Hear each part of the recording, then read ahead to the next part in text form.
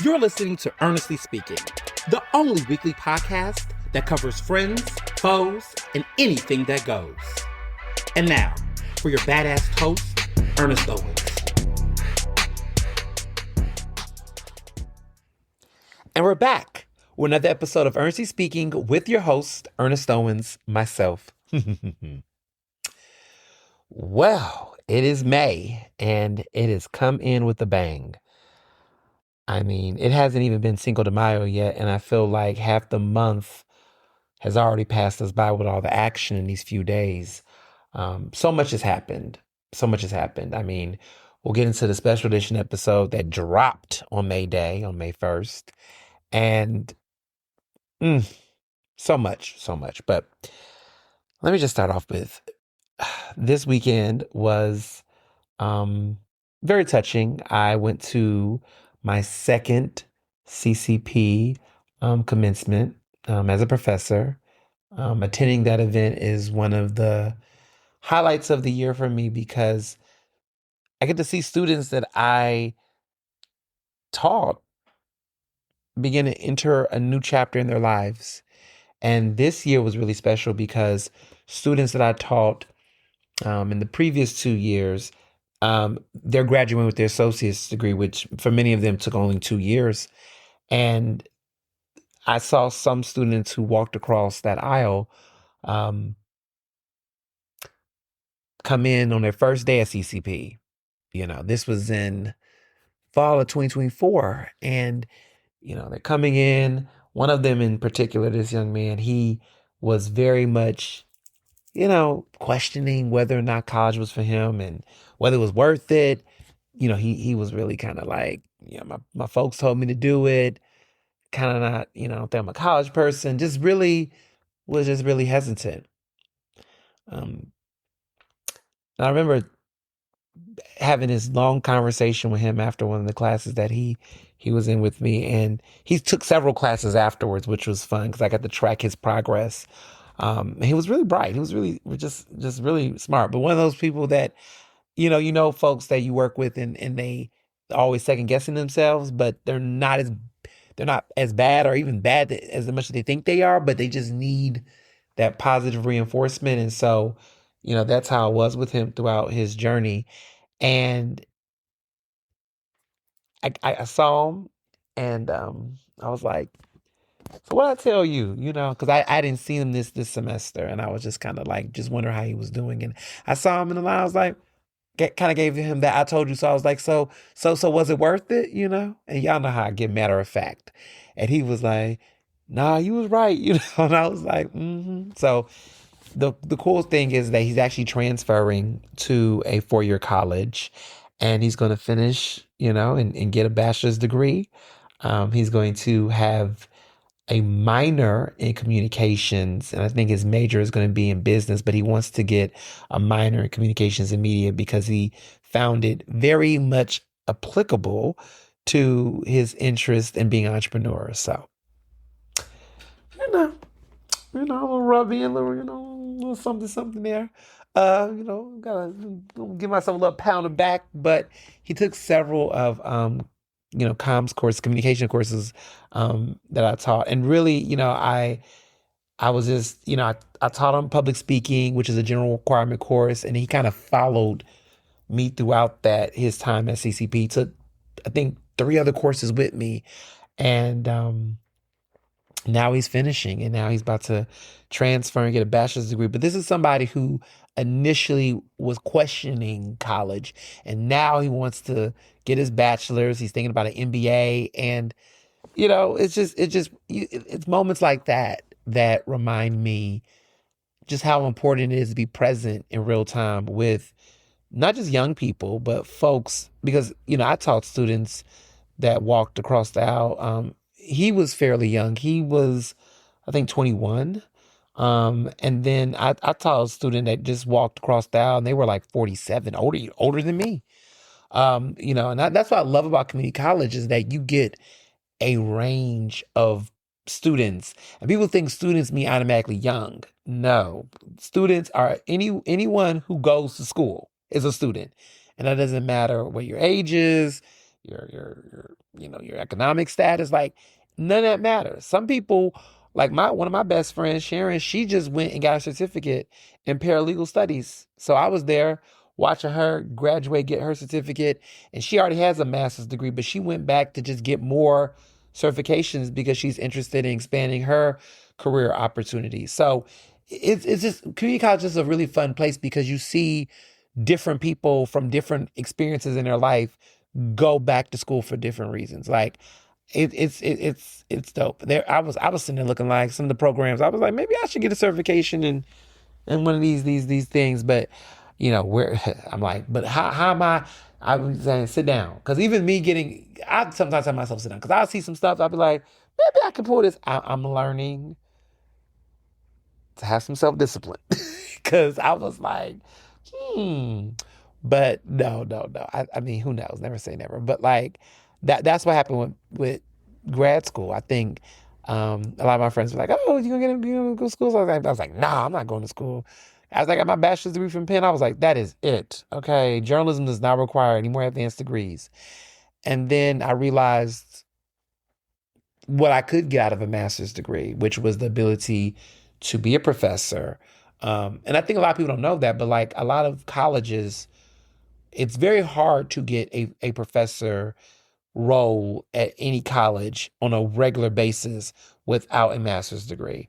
I'm not saying it's impossible because I do know some people are instructors and they get a bachelor's degree and if they're a practitioner in their field at a certain level. I know some folks that have been able to teach a couple of classes, but the competitive, real, rigorous, consistent opportunities to teach on the college level, masters masters. And people think you have to have a doctorate. You don't. There are a lot of people who have a doctorate. No shame. I got a lot of friends with doctorates, but you do not have to be a professor. You do not have to, I'm sorry, you don't have to have a doctorate to be a professor. You don't. Now, if you're trying to be a department chair, faculty chair, be one of the full-time, you know, individuals that's doing it, like on some higher up level, yeah, you're gonna want to get a doctorate. But if you're somebody who want to be an adjunct professor or just, kind of be a professor that is teaching courses and shaping a curriculum, a good master's degree in your respective department and field, pretty solid. Pretty solid. Especially in this day and age. There's that so many colleges that need a diversity of faculty.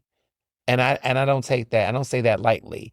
But what I mean is that if you have a certain specific skill set, um, they're not walking around here being like people with doctorates only. They're not. They're not. Mm-mm. Like at the English department that I taught, I'm in the English department at CCP. Prior to that, when I was at Cheney, I was in the humanities and liberal arts. Listen, the scarcity of practitioners in their respective fields teaching these courses in real time, there you go. Because I will tell you that as someone who has observed other classes, courses on other campuses, they need people who are in the field. And they know that people who are in the field that are really doing this work, a lot of them are not getting doctorates because they're too busy in the field. But master's degree is possible. I got my master's degree while I was doing my reporting and my journalism work and all of that during the pandemic and, made some things happen. But they want people like these students, they will, like, I have no problem filling up a class simply because these students are looking at our bios, they're Googling us, they're looking at us on social media, and they're like, he's teaching a class on communication tech in the workplace. He's teaching a reporting course and he's a reporter. I want to take his class. That is literally like, I'll come to my students and say, how did you find out about me? Or I'll ask them, what made you want to take my class? And a lot of them, some of them just schedules, but a lot of them will specifically say, I know who you are. I read your stuff. I see you on my timeline. I was shocked that you was teaching it at CCP, and they want to be put on game. And I've helped my students get internships, scholarships, connections outside the classroom because they know where it's at. And then word of mouth. A student who take your course will tell another student. Anybody who's been to college know that's how it is. They'll say that professor, you gotta take it. You gotta take this class by him. And I'm proud to be one of those professors that students will tell other students, yeah, you got to go to him. And so, yeah, I don't have a doctorate in journalism. I always make the joke one day I might get an honorary, if I earn an honorary doctorate, but I won't be one of those people that's like walking around doctor so and so, so and so. But I just, I don't, I'll never say never, but I have no current interest in getting into a doctoral program because one is time intense, and a lot of my friends who've done it, they're happy with their degrees. They earned it. They worked hard, but they're like, unless you need it, trying to get it just to say Dr. So-and-so, child, it ain't worth it. And I agree with them on that. I know too many people who have going through hell getting a doctorate. And again, some of them need to have it because if you're trying to be a doctor, a psychiatrist, a physician, oh, by all means, yes, you should be getting your licenses and doctorates and all the things, right? But every field don't need a doctorate.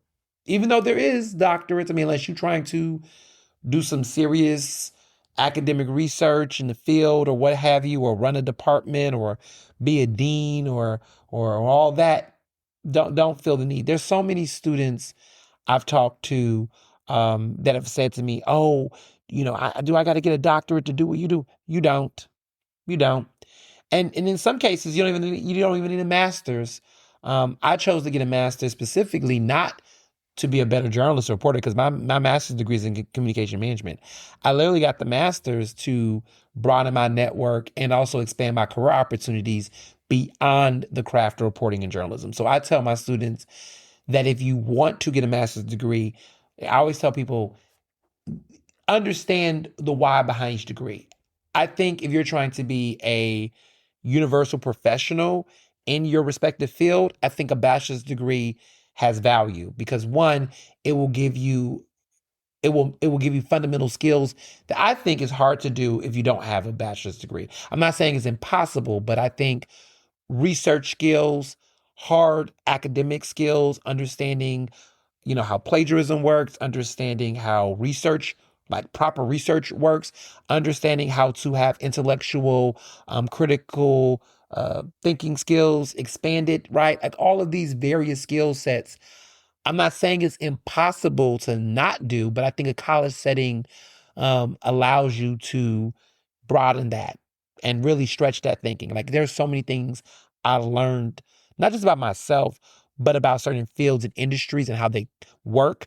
I had a respect for academia. I had a respect for research. I had a respect for science. I had a respect for a lot of industries by being placed in an environment where other people's fields of study and the interdisciplinary track that those individuals on, it made me understand my work better and how it connects with other people's work. And also allowed me to understand different fields that became relevant. Like I took business courses at Penn. I took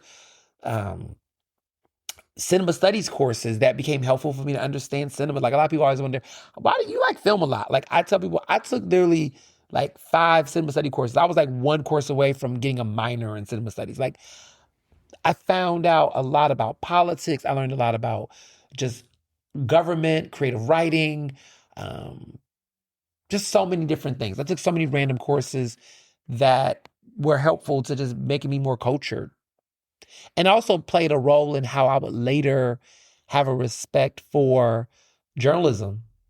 I took some educational courses at Penn that was just rooted in community-based learning and teaching that end up helping me down the road when I worked at West Philadelphia High School. And now as I enter a career as a professor at CCP, just so much. I can go on for days, but I think we are underselling the importance of college education. We're making it so much about immediate, instant gratification and results. And I understand that student debt is a real thing, and I'm not telling people to go into debt automatically, but damn it, there's a lot of people out here that get credit card debt in debt for a bunch of dumb shit. And if there was ever something to go in debt for, I would say college education. Like, I would go into debt for a college education before I would go into debt getting a credit card to go on trips and get shit I don't need. I feel like if there was ever a situation to go in debt for, if you could afford to go into debt, or if you had a choice, right? I would say a college education, because the ROI, the return on investment, um, is priceless. The relationships you make, if you really go in there serious, because that's the other thing too. I was fortunate enough to be on a scholarship and get financial aid and not have student debt. But the opportunities, the network, the friendships, the business relationships, I can't begin to expound on it. It would be worth every dime. Because I think about some of my friends who did not go to college, or took a break, or chose not to, and some of the things that they are reflecting on now. Some of them are going back to school now. Some of them are figuring it out. And their reasons for not going to school wasn't because they didn't want to. They just wasn't motivated, or they had other things that was more taking up, family issues, all kind of things that took up priority. But to the folks outside of my network that often say, oh, college isn't worth it, college is this, college is that, my question is, how do you know? How do you know? How do you know? And that question, that lingers for some of them. Some of them say it because they don't feel like they have it in them to actually finish. Some people, college is just not for them, which is fine. But don't say it isn't worth it. Just say it's something that isn't a priority to you. But I see so many people project those ideas on their kids, and it annoys me, because I can see kids and students and children and young people where I can see them in the classroom. Even I remember when I was at West Philly High, having a love for reading, having a curiosity to do something impactful, desiring a different experience that a college education could afford them, opportunities that it can, and hearing them tell me their parents said, "Oh, they need to make money now," which is a real thing, right? But hearing their dreams of college be shut down, so much that some of them made the decision to go to community college. I've seen two students that I previously taught at West Philly High that years later turn around and go to CCP, because those jobs they got, they were getting replaced. I saw a student, my first year teaching at CCP, that told me that their job literally was eliminated because of AI. That's how they put it. They say AI took my job. And I was like, what you mean? But what they were saying was that this company they were working at, they were like a receptionist, like a secretary type of job. And they basically were told that their services weren't needed anymore. And they were thinking, well, who replacing me? And they pretty much found out that the job that they had was no longer in existence. And there's so much of the tools that they were doing went to some intern that was basically using AI to do it. So graphics that they were designing, scheduling, all these things, they were like basically taking pieces of their role and feeding it off to interns and to AI and to other means. And that's when they realized that they need to figure out a career, because they said they had a job and they wanted a career. And so it's not to say that everybody needs to go to college, but so many people with the type of ambitions that they have, I I wouldn't eliminate the conversation. That's just my thoughts. And also, we're in a world where, and this is just putting it out there, where a lot of people want to have very deep conversations about serious issues that they don't have the full range to be an expert of. And I have found myself thinking about how I'm engaging in conversations and public discourse with certain people about certain issues. Because let me be very clear, your life experience can only be so much that you can bring to the conversation. It cannot be the only aspect that you bring to the conversation. Life experience is important. As a journalist, as a Black queer person, as someone who navigates growing up in a working class background to now operating in a different type of light because of my education experience and all the things that I've been afforded, right?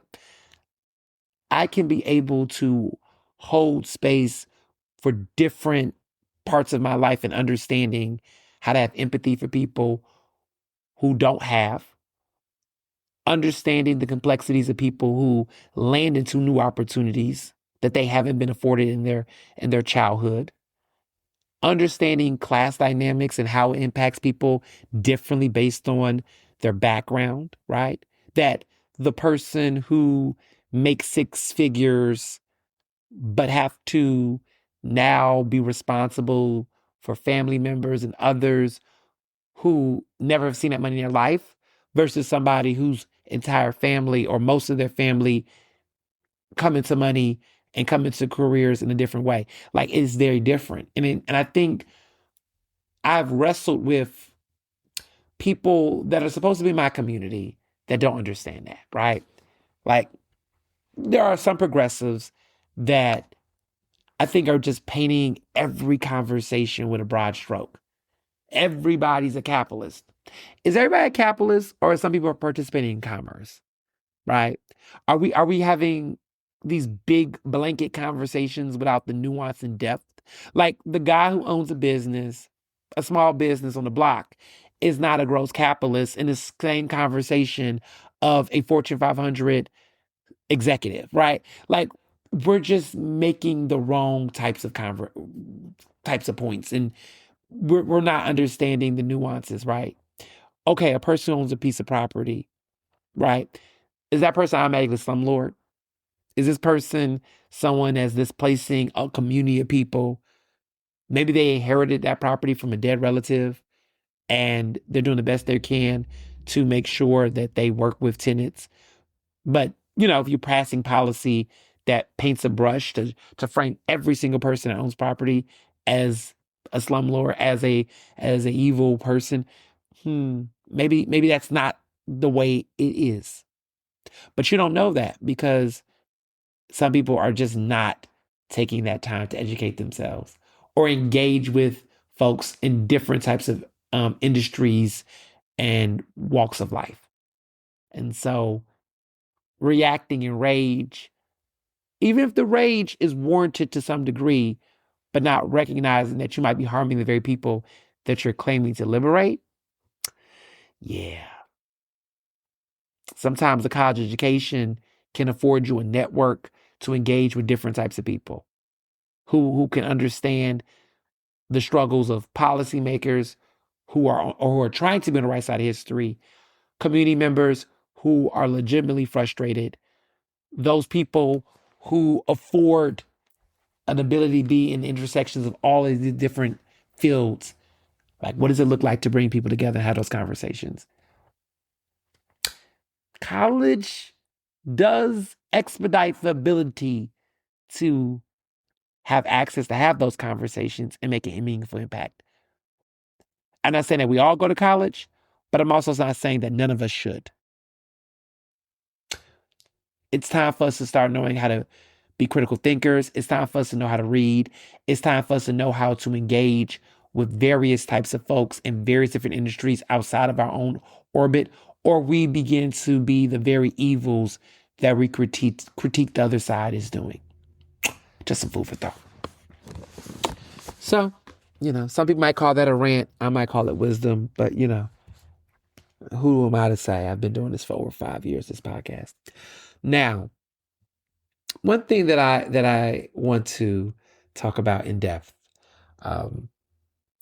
is that this week I went to some interesting restaurants for the past couple of days. I got with the Lip Brothers, and we had a really good time. But before we get into that, real quick, let me just get before I get into that. I gotta say this because my friends wanted me to say it. I might have underestimated the 76ers game this season. A lot of people have had some Joel Embiid talk. 76ers, they might be having a big comeback. I must say, I've been shocked. I went to the opening game, and first of all, thank God that arena didn't happen, right? But for a while, I was like, who won a 76ers arena in Center City? I don't. Let me be very clear. I will never be. But I was just always saying, like, they're a trash ass team. They suck. That's what I was saying. But I think good fortune and divine intervention is interesting because I always joked that if the 76ers arena did not happen, the arena might be, the team might be blessed for that. And look at this. Look what has happened. Look what happens when you stand 10 toes down. Look what happens when you, favor is not fair. But I think the 76ers are being blessed by the sports gods for not being in Chinatown. I feel like if they would have went to Chinatown and if they would have ruined Center City and all the things, I think they would have been forever cursed. I think that this is an act of divine intervention. That miracle of them crushing the Celtics, that's massive. That's a big deal. Celtics just won not too long ago. For them to be the losing team and then turn around and defeat the Celtics and at this round, at this point in the game, like what a turnaround, right? I mean, at first it was like what, 3-1 or something. They were almost close to losing. And then they had to power through consecutively to make it through these games. They were almost out and then turned it around. So now they're against the Knicks, I mean, which is also crazy because the Knicks used to not be that good either for a while. And now the New York Knicks is out here doing something. This is the year of comebacks on so many different levels. Like Madonna's making a great comeback right now. Anne Hathaway, like, woo, talk about a comeback, right? Just there's a lot of comebacks this year. This is a comeback year. I'm making a comeback. I don't think I've ever went anywhere, but I feel like my snatchness. I feel like I've gotten, I'm making a visual comeback in addition to other comebacks. But I just feel like this is the year of comebacks. All of your faves are coming back stronger than they were. Like, I look the fuck good. I'm sorry. I'm gonna give myself that. I don't give a fuck. I look the fuck good. I'm proud of myself. I have really made a comeback.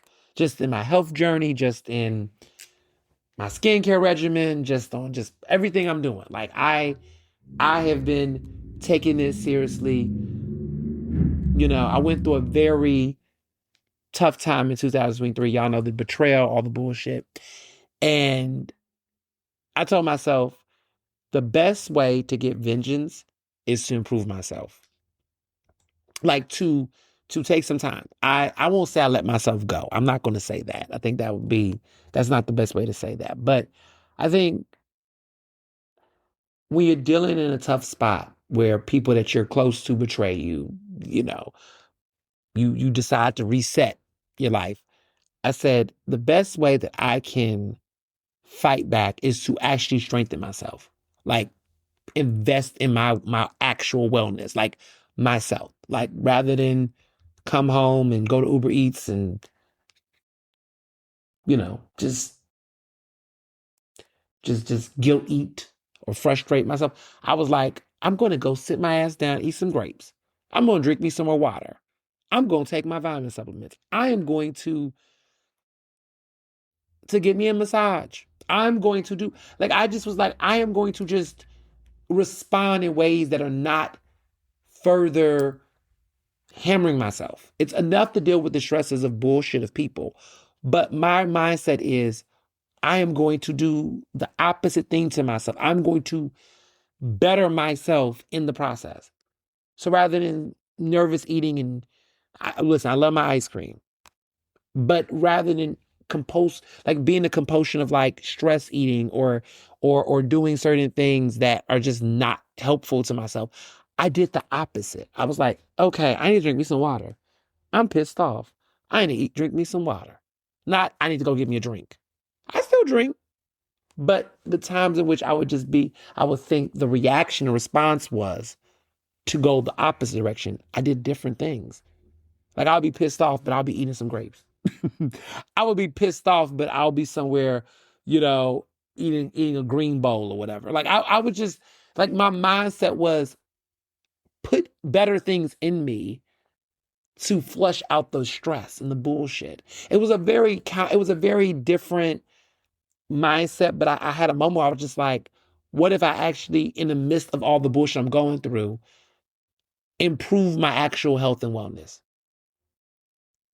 And that was that mindset. So like whenever I'm in situations where I'm frustrated, I actually do the things to take care of myself rather than, like I actually nourish myself rather than destruct.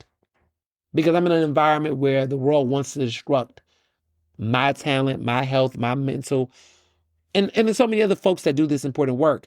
And my mindset was, don't drown myself in further doing that harm to myself. Don't be self-deprecating. My response was the counter to that.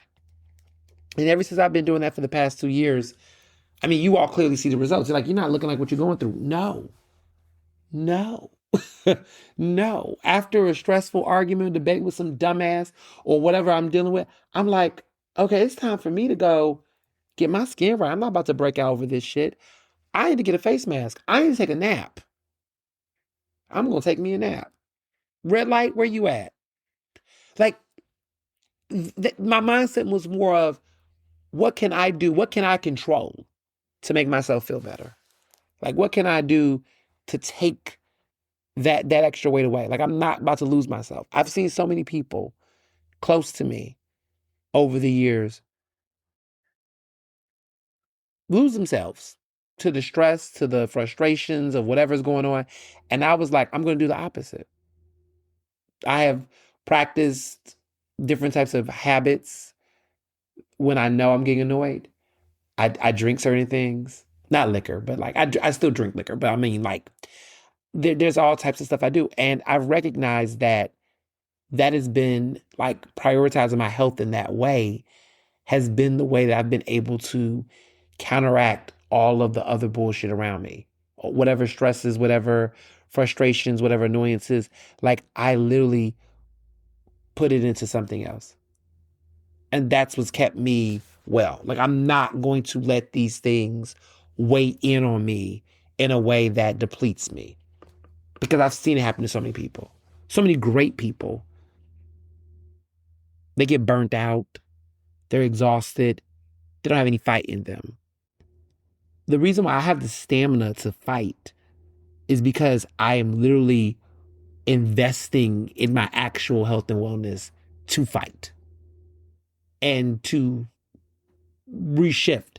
Because it's not just about money and things. I want to be very clear. It's not you can buy yourself to wellness, but it don't hurt. It don't hurt. Let me say that. But one is this really investing in health, right? In wellness. And that's not just physical health. It's mental health. It's being able to recognize you're in control, but you don't control everything.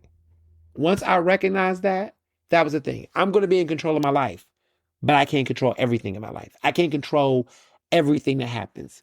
What can I be responsible for? Whatever I am responsible for, that's what I'll hold myself accountable to. I'm not going to let anybody or any group or anyone hold me accountable to everything in the world going on. It's not realistic.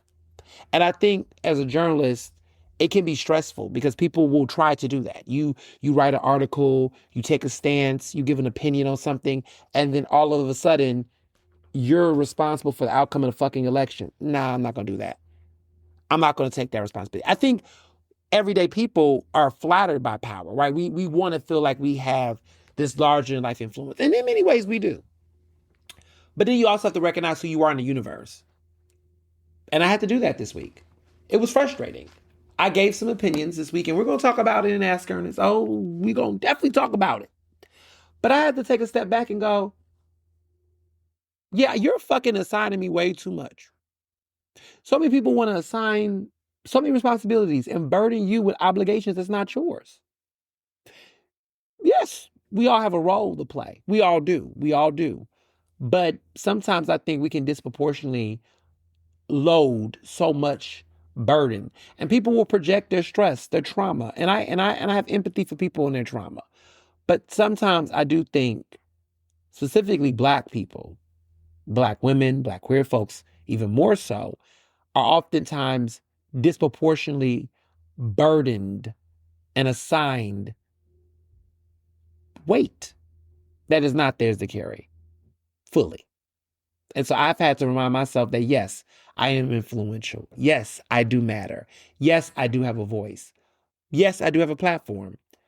But I'm also not responsible for everybody's shit. It's not my responsibility or my labor to do everybody's fucking work. It's not my responsibility to cover every single topic, every single issue that somebody might feel like is important, because everybody has a crisis. Everybody has something that's important. And I have to recognize, nah, why are you not putting this? Why are you not putting other journalists' feet to the fire? Why are you not asking other people to cover those things? Why is it only my responsibility because I am somebody who gets it, right? I get it. I do get it. I do understand. I understand issues, but I can't do everybody's work, and I can't do everything. And I'm not going to apologize for that, actually, because what you're not going to do is you're not going to burn me out. I've seen so many great Black journalists get burned out, get put to a position where everybody wants to tell them, you should talk about this. What about this? Did you hear about this? And sometimes I want to just simply say, yeah, I fucking heard it. Yeah, I saw it. And what I can do that too and do everything else. So I am going to pick what I choose to talk about. I am going to prioritize what matters and impacts me. And I'm not saying other things don't matter. I just can't do everything. Because there's a lot of people out here that are one issue, two issue individuals, and they can connect dots and intersect things. But guess what? I say it's a privilege, but what I mean by that is that when you have to navigate multiple identities, and you have to be a part of multiple communities, and you have to be confronted with so many atrocities, you don't get the opportunity to tell everybody else, wait, or make this work for whatever. I don't have it. And I'm not going to pretend I do. And I'm not going to try to anymore. I'm going to prioritize the things that I feel comfortable talking about and the things I have expertise in. And if you don't like it, go find somebody else who do. But stop trying to make everyone be everything for everybody, because I'm not. And I've accepted that. And I've accepted that for the past 2 years. But I have been more vocal in the past year about this, because I see so many people that get these weird parasocial relationships. And as y'all know, I'm writing my book on stan culture, and I'm almost done. I'm literally over halfway done with the final chapter. And there's been moments I've had to take a pause because it was getting deep, very deep, and I had to take a break. But we are done, y'all. We're just so close to the finish line. And for me, I recognize that there's people that get too comfortable. And there are times where I want to tell people, you don't know who the fuck you talking to. Who the fuck you talking to? That's what I really want to say. And I have to remind myself, oh yeah, there's always somebody that's waiting to screenshot and act like they got some receipts on some shit you said. Let me say this. Anything that I say out loud, I don't got to hide it. I'm mindful about the impact of what I say and how it can land in certain situations, but I will never refute anything that I say. I can always explain what I said because I fucking said it. And there's people that always act like there's a gotcha. Oh, you said this thing. Yeah, I know what the fuck I said. You're choosing to be obtuse, not to understand what I'm saying. But I know what I said. And I know I can explain why I said it. And I think so often we get people who find themselves in positions where, look, they're going through their own personal battles. But I always tell people all the time, recognize that everybody is showing up in different ways. And just because they don't show up the way you want them to, does not mean they're not showing up. Or just because you want to pronounce that. Just saying. Just saying. I have seen a lot lately. But I digress. This week, the Little Brothers and I, we went to Dim Sum House in University City because we went to go see Devil Wears Prada 2. I'll start off by saying I love the film. I'm going to give a full-fledged review later on the podcast, but I just want to say, so that we are on the same page, it was a great sequel. It was one of the best sequels I've seen in recent years. And also, I would put it in the GOAT of sequels. I mean, not the greatest of all time. I think the greatest of all time. It's hard. But I will say that there are many sequels that I am going to share later on the podcast where I will tell you what I believe one of the all-time. I don't really know what is the all-time greatest sequel of all time. Do I want to go there? Is it too early? I'll hold it because that'll be a whole nother conversation. But I will share my thoughts on what I think are. But I do think The Devil Wears Prada 2 goes into that canon of greatest film sequels of all time. Like, definitely. For various reasons. And we'll get to that. But I wanted to shout that out. Also, I want to talk about some places I've went to. So Dim Sum House, still fabulous. Love Dim Sum House. It never gets old. Okay. Period. But I want to talk about two other places I went to in the past 2 weeks that I didn't talk about last episode. But Mr. Fry Guy in Fishtown went there. This is the owner. He's Black business owner. He owns Cloud Cups. His name is Garen. And he also he just recently acquired the Cheesecake Lady, that business. So that's now under his umbrella. And now he has the Mr. Fry's man, I think it's Mr. Fry's Guy business, which is fabulous. They're part of a major chain, but they are making their mark in Philly now. So it's called Mr. Fry's Man. Yeah, Mr. Fry's Man. I thought it was Mr. Fry Guy. Mr. Fry's Man is the name of the business. It's in Fishtown. It is basically located where the Cloud Cups Fishtown location is. And inside of that Cloud Cups is the Cheesecake Lady. They have the cheesecakes there as well. So he's like the munchies man. That's what it is. I call him Mr. Munchies Man because he's got if you got the munchies, he's the man for it, clearly. So I went to the spot. It's called Mr. Fry's Man. And this is a chain across the country, but this is the Philly location. And so they basically, the concept is very simple. They make loaded French fries, like all types of loaded fries. Like it's just glorified junk food, but in a tasteful way, like quality, okay? I mean, you can get anything in there. Like they got like the cheddar with the bacon. They got they had a surf and turf one with steak bites, like actual tender steak bites with shrimp and this Alfredo sauce. They had like the surf and turf situation. They had a actual seafood, like a lump crab meat. I think they had like little scallops or some crab meat and some shrimp and stuff. Like a whole seafood situation on top of the fries. Like, it was bananas. Oh, the classic chili cheese fries. Like, they had all types. I mean, listen, seaside places like that, I got to stay away from. But I went, it was good. And they also got wings, too. They got the wings going on. But it was a very popping spot. And I was very impressed with what I had there. Also, I went to Revolution House in Old City. That's the one around 2nd and Market. That's right there, right next to Cuba Libre. They got a whole new chef, whole new renovation of food, menu items. Food is definitely a step up from where it used to be. Revolution House back in the day, for those who remember. Because it's been around for a minute. It's been around for a minute, y'all. But they used to just be boring. I mean, it was not an exciting place to eat. Very pretty, like they had like a nice little outdoor spot, but the food used to be very bland. They're doing some new stuff with the menu.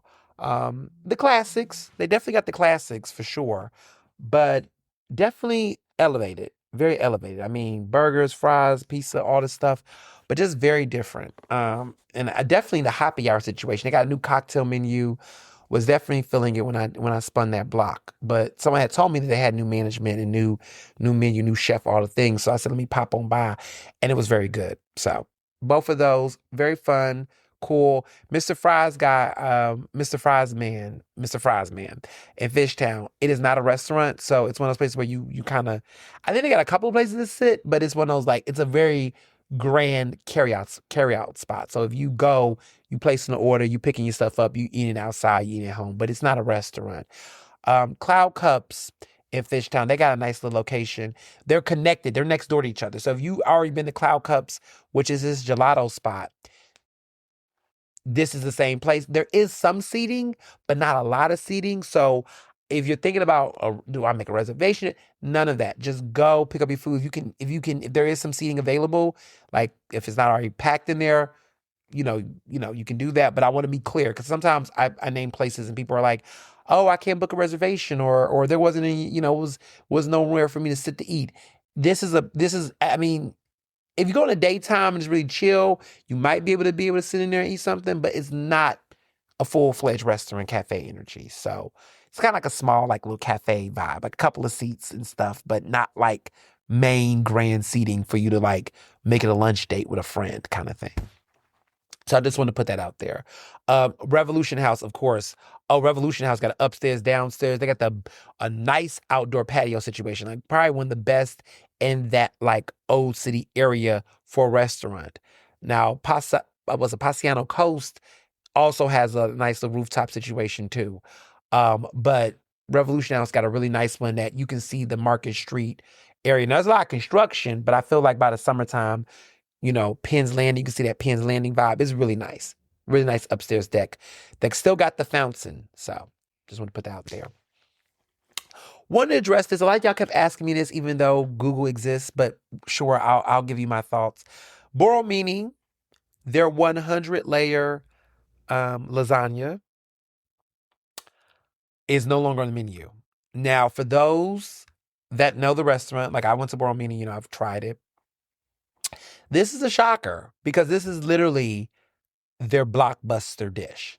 Like this is like if I was at Eater, I would have made this an iconic, signature dish. Like people have been talking about that damn thing.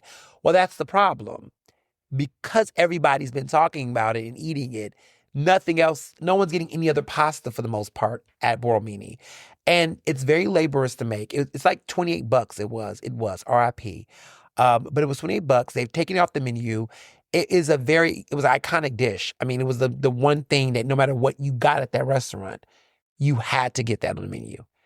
And everyone was getting it. Like if you went to Borromini, like when I went, every table had that dish. And so I think the problem was, from what I've heard from, people close to that restaurant, is that folks that worked at the restaurant, just saying, the thing is that it's a very laborious process to make it. Okay? That's the first thing. It takes a lot of work to make it.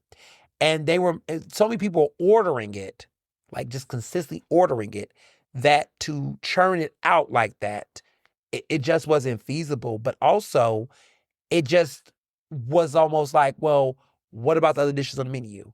So they're taking it off because, one, I guess they're taking it off because they want people to really focus on the other pasta dishes, which they do have some other good pasta dishes, by the way. Like that's not the only thing. Like I know Jamarcus talks about the blue crab. I think it was the blue crab spaghetti, but that blue crab dish that they have, pasta dish they have, that was really, really good. I mean, there's spaghetti limon, that limon pasta dish. I mean, it's not bad. It's fine, But I just remember that blue crab dish was really, really good. Pasta dish was good. And the 100-layer lasagna was good as well. Now, what I hope they do is that they consider making it a special. Because, I mean, just to like completely take it off the menu, Blasphemous. Blasphemous. But I get it. I get the logic behind it. It's just like the restaurant hasn't even been out for a year yet. I think it's been like what, a good solid 6 months, maybe 7 months or something. But like a good solid 6 to 7 months, and you're already taking a tried and true remarkable dish off the meat. Like that's just tough. But I get it. Because that is a big ass restaurant. And if you can imagine every table asking for that and then running out and then people going straight for that. When you have a big ass menu with so many other options and no one's eating it, it's like it can get to a point where like food waste is coming, you know? It's like all these sauces are being prepped and no one's eating it. Like it can be a detriment because their menu is that. But see, that's not the issue though with Borromini. I think that in many ways their menu kind of has that Cheesecake Factory thing where it's so many options, which I get because it's a big ass restaurant. But then it also speaks to the fact that if you have a big ass restaurant and people are only eating that one thing, but we gotta do something else. You gotta make another item. You gotta make some other things on that menu pop. Cause that was the other issue. They promoted the hell out that dish. I mean, every article, every major coverage of Borromini was focused on it. So they made their own mess. And this is their way of trying to clean it up. So we'll see, Steven Starr. We'll see. He got a new restaurant coming out, later this year, right across the street. Pelican Bay, I believe, or whatever. Another Mediterranean restaurant in Rittenhouse, across the street from Dear Daphne. Groundbreaking. But I guess Steven Starr said he got to have one of those too, because he's got an Asian restaurant, a Japanese restaurant, shoot, a American restaurant, a French restaurant. He got everything. You know, he had a Korean restaurant at one point in time. What he was trying to do, he got the Spanish food, Mexican food. We got a Mexican restaurant. So Mediterranean's up the alley. I feel, now he got an Italian restaurant. So what's next? African food? Like what cuisine has he not touched yet? I feel like he's not touched African food. One could say he could do a Cuban restaurant. But I don't think he has not touched African food. And maybe for good reason, for good measure. But he's done Mexican food, he's done Japanese, he's done French, he's done, of course, sushi. He's done all types of stuff. I mean, I'm just thinking about all the restaurants I know him for. He's done English pub. He's done modern New American. He's done retro American. I mean, I'm thinking of Continental. I'm thinking about the Dandelion. He's done it all. He's done it all. Fettuccine barbecue. Elemento, Mexican, like not Borromini, of course, Italian. He's had Budokan, Continental, Park. Yeah, he's done Elvez. He's done his big one. He's kind of covered most of the cuisine, I think. Mediterranean's about to come next. He has not touched African food. I mean, I guess you could say Cuban, but I don't know if there's a strong Cuban. Like Philly is going up and down. I think the only Cuban restaurant that has really been able to pop off consistently, for the longest is, Cuba Libre. Alma de Cuba didn't even last. And that was my bestie, Dr. Park's favorite restaurant, Alma de Cuba. She used to love that place. It was a little overrated in my opinion. But I think that was Steven Starr too. So he's dabbled in Cuban food at one point in time. Even though my favorite one was Garza's when he had Rosa Blanca. That was really good, but it didn't last. I'd never forget Mr. Johnson and I, when we had, I think that was our second Valentine's Day as a couple. Was that our first or second? I think that was our second year. Our second Valentine's Day was there because he got this it was like a Valentine's Day dinner package. And it included salsa dancing. And he wanted to do salsa dancing. And we did this. It was it was cute. But they don't do it like that anymore at the restaurants. But it was a cute like tasting menu that was really affordable back then. It was like 2015. That was like 11 years ago. Shit.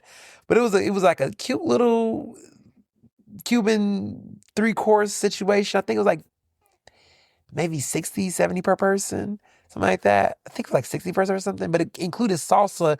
You did the salsa lessons and dancing in addition to that. And it was like a really cute, intimate like room. And I think they had like flowers at the table. It was very nice. It was very sweet. Yeah. But yeah, that was like, I think it was called Rosa Blanca, but that was a really cute restaurant. And I think it was Cuban. And that was definitely Jose Garza's because we had a thing. We wanted to go to all of Garza's restaurants, which we did go to. I've been at every Jose Garza's restaurant. Michael Schultz, I've been at every Schultzen restaurant. I've been at every Steven Starr restaurant. Like there's just certain places that it's like you just got to go to say you went. You know, some I'll go back to frequently. Some I'm one and done. I will not go into which ones are one and dones. This is not what this episode's about. But there's some that I go to frequently, like Park. I mean, Park is a classic, you know. Okay, I'll do one. Dandelion. Not a fan. Not a fan of Dandelion. I don't get it. Mr. Johnson cannot stand Dandelion. The Love, I'll go to every other day. I love the Love. Oh my God, love the Love. Like I could go to Love. Like I there was a part where that was like my go-to lunch spot. Like Vernick, all the Vernick restaurants. Love Vernick. Vernick is like my number one favorite lunch spot. But the Love for lunch, number two. Those are my top two favorite lunch spots. Like top two favorite lunch spots. Number one is Vernon Coffee Bar. Number two is The Love. Nothing like lunch to me in Center City. Lunch to me in Philadelphia is those two places. Like when I think of a business lunch, those are the places. And the Pyramid Club, of course, I'm biased. But those are like my three places. Like I think of them. When I think of lunch, like a business lunch in Philadelphia, I'm at one of those three places. Easy. There's other great places. You know, A Kitchen. I like A Kitchen. That's another one. That's another soft spot for me. I do like A Kitchen. I love Ellington. But like, and then White Dog if I'm in University City, of course. I got lunch coming up this week at least. So yeah, I love, of course, White Dog Cafe is like one of my staple brunch spots. But yeah, Dandelion, I'm not a fan of. We're both not a fan. We went and we just did not understand what we were eating. I mean, we was eating English pub food, but it was like so bland, so basic, and yet so overpriced. Yeah, I was just not crazy about it. I was not. I'm gonna leave it there. I'm not gonna. This is not a Steven Starr best and worst of Steven Starr episode, but damn it, I just want to put that out there. So that's that. Um, this episode. So far, look. I already know. Here come the phone calls, right? Thank you all for watching my episode on Fatal Attraction last Monday. It was some really great ratings. I love the feedback. You all were really into that Rachel King story. I got to watch it with you all, and like I was like, I loved how they edited this episode. Like I really did. I really loved like how they really, because you do so many takes and things, you just don't know how it's gonna all work out. But this was a really well done episode. Like they really TV One, shout out to TV One, shout out to the TV One family. But they did a really good job with this episode. Like the way they edited, the way they put the story together. And I think that's because the family was very active in this episode. Sometimes with some of the episodes, there's not that many family members that want to speak. And I can imagine these are very traumatic stories. And I can imagine for some family members, they're like, I'm just, this is too deep. But this episode, this was just Philly really showed up and showed out. And I just really loved it. And I look good too. I ain't gonna hold you. Yeah, listen, I'm talking my shit. God damn it. I was like, over the years I've been on this show, but I was like, I really, because I will, man, listen. First of all, for anybody who stayed up and kept it on TV, they played an episode of me from like 2-3 years ago, and I looked way different. And somebody messaged me like, "Oh, they doing a throwback episode." I was like, "What you mean?" I turned it back on. I was like, "Oh wow, well wow, that is they went back." But it's just growth.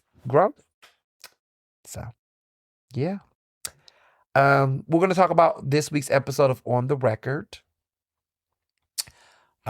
because this is like a update from last week's episode, the one prior, the one with Sierra McNeil and woo, that episode went very viral. It is one of the most listened to, downloaded episodes from SoundCloud from my On the Record series on 96.1 FM, 900 AM, Progressive Black Talk Media. Okay, um, so it's yeah, it's buzzing. The word radio, that episode has been buzzing, and listen. I don't know why State Representative Keith Harris called in. I'm still processing that decision. But he did put out a statement clarifying his positions and understandings, and has since tried to get the record straight. I don't know if it landed. I don't know if the people are you know, I don't want to say buying it, but I wonder how people are, responding to it. But he did respond to the episode, though. He did put out a statement, his team did. And I did put up the update. And, it's interesting. So this is his statement. Um, Official statement from State Representative Harris regarding setting the record straight following word interview and recent public claims. I've seen the concerns about my recent co-sponsorship decision, and I want to speak to it directly. That decision had the potential to harm people, especially transgender and gender nonconforming youth, families, and members of the LGBTQ community. I take that seriously, and I take responsibility for it. I am intentionally contacting transgender, nonconforming, and LGBTQ leaders in my community. I am listening, and I am being held accountable. But it is not their job to educate me. That responsibility is mine. I am doing the work to make sure my actions reflect the dignity every person deserves. I also hear the broader concerns about focus and coordination. That is fair. I am committed to showing up with clarity, discipline, and purpose. This work is urgent for me because this is my opportunity. This is my community, sorry. This is my community. The stakes are real. Housing, safety, and opportunity cannot wait. I will keep listening. I will keep learning. I will keep doing the work. Well said. Well said. I can respect any person, any man, any elected official, any public servant that can listen, reflect, respond, and move forward. So that is from State Representative Keith Harris from the 195th District. And that's in response to his chaotic appearance on my show last week. So, that's what I'm talking about, y'all. Like, that's the work right there. That's the work. Because it can be that simple. Rather than being so defensive, calling everybody a hater, saying everybody's out to attack you, making it more, missing the mark, right? He owned it, and he says he's going to do better. So we'll see. And that's what you hope for. That's what you want at the end of the day. Like, the elected official will be like, look, I screwed up. I hear y'all. That's right. That's what it should be. So we'll talk about this recent episode of On the Record later on in the podcast, but I wanted to give y'all that update. And then this episode I did with Dr. Ayla Stanford's former employee, Tori Owens, the special edition episode that has been ranking in the downloads. Okay, this is one of the most listened to episodes. I think this is the most listened to episode thus far of the year.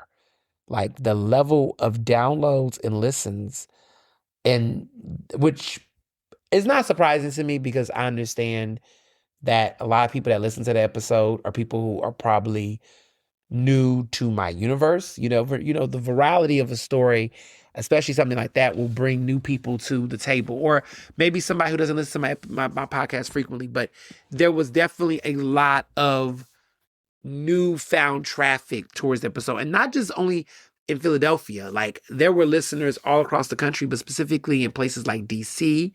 We saw an uptick in DC, New York City, and California. And yeah, it was an interesting, lots of reverberations. Like we get listeners, of course, all throughout. This podcast gets listeners all throughout the country on a regular basis, but there was a huge, notable uptick in DC, New York City, and California. That really stood out. I mean, we're talking hundreds of downloads here.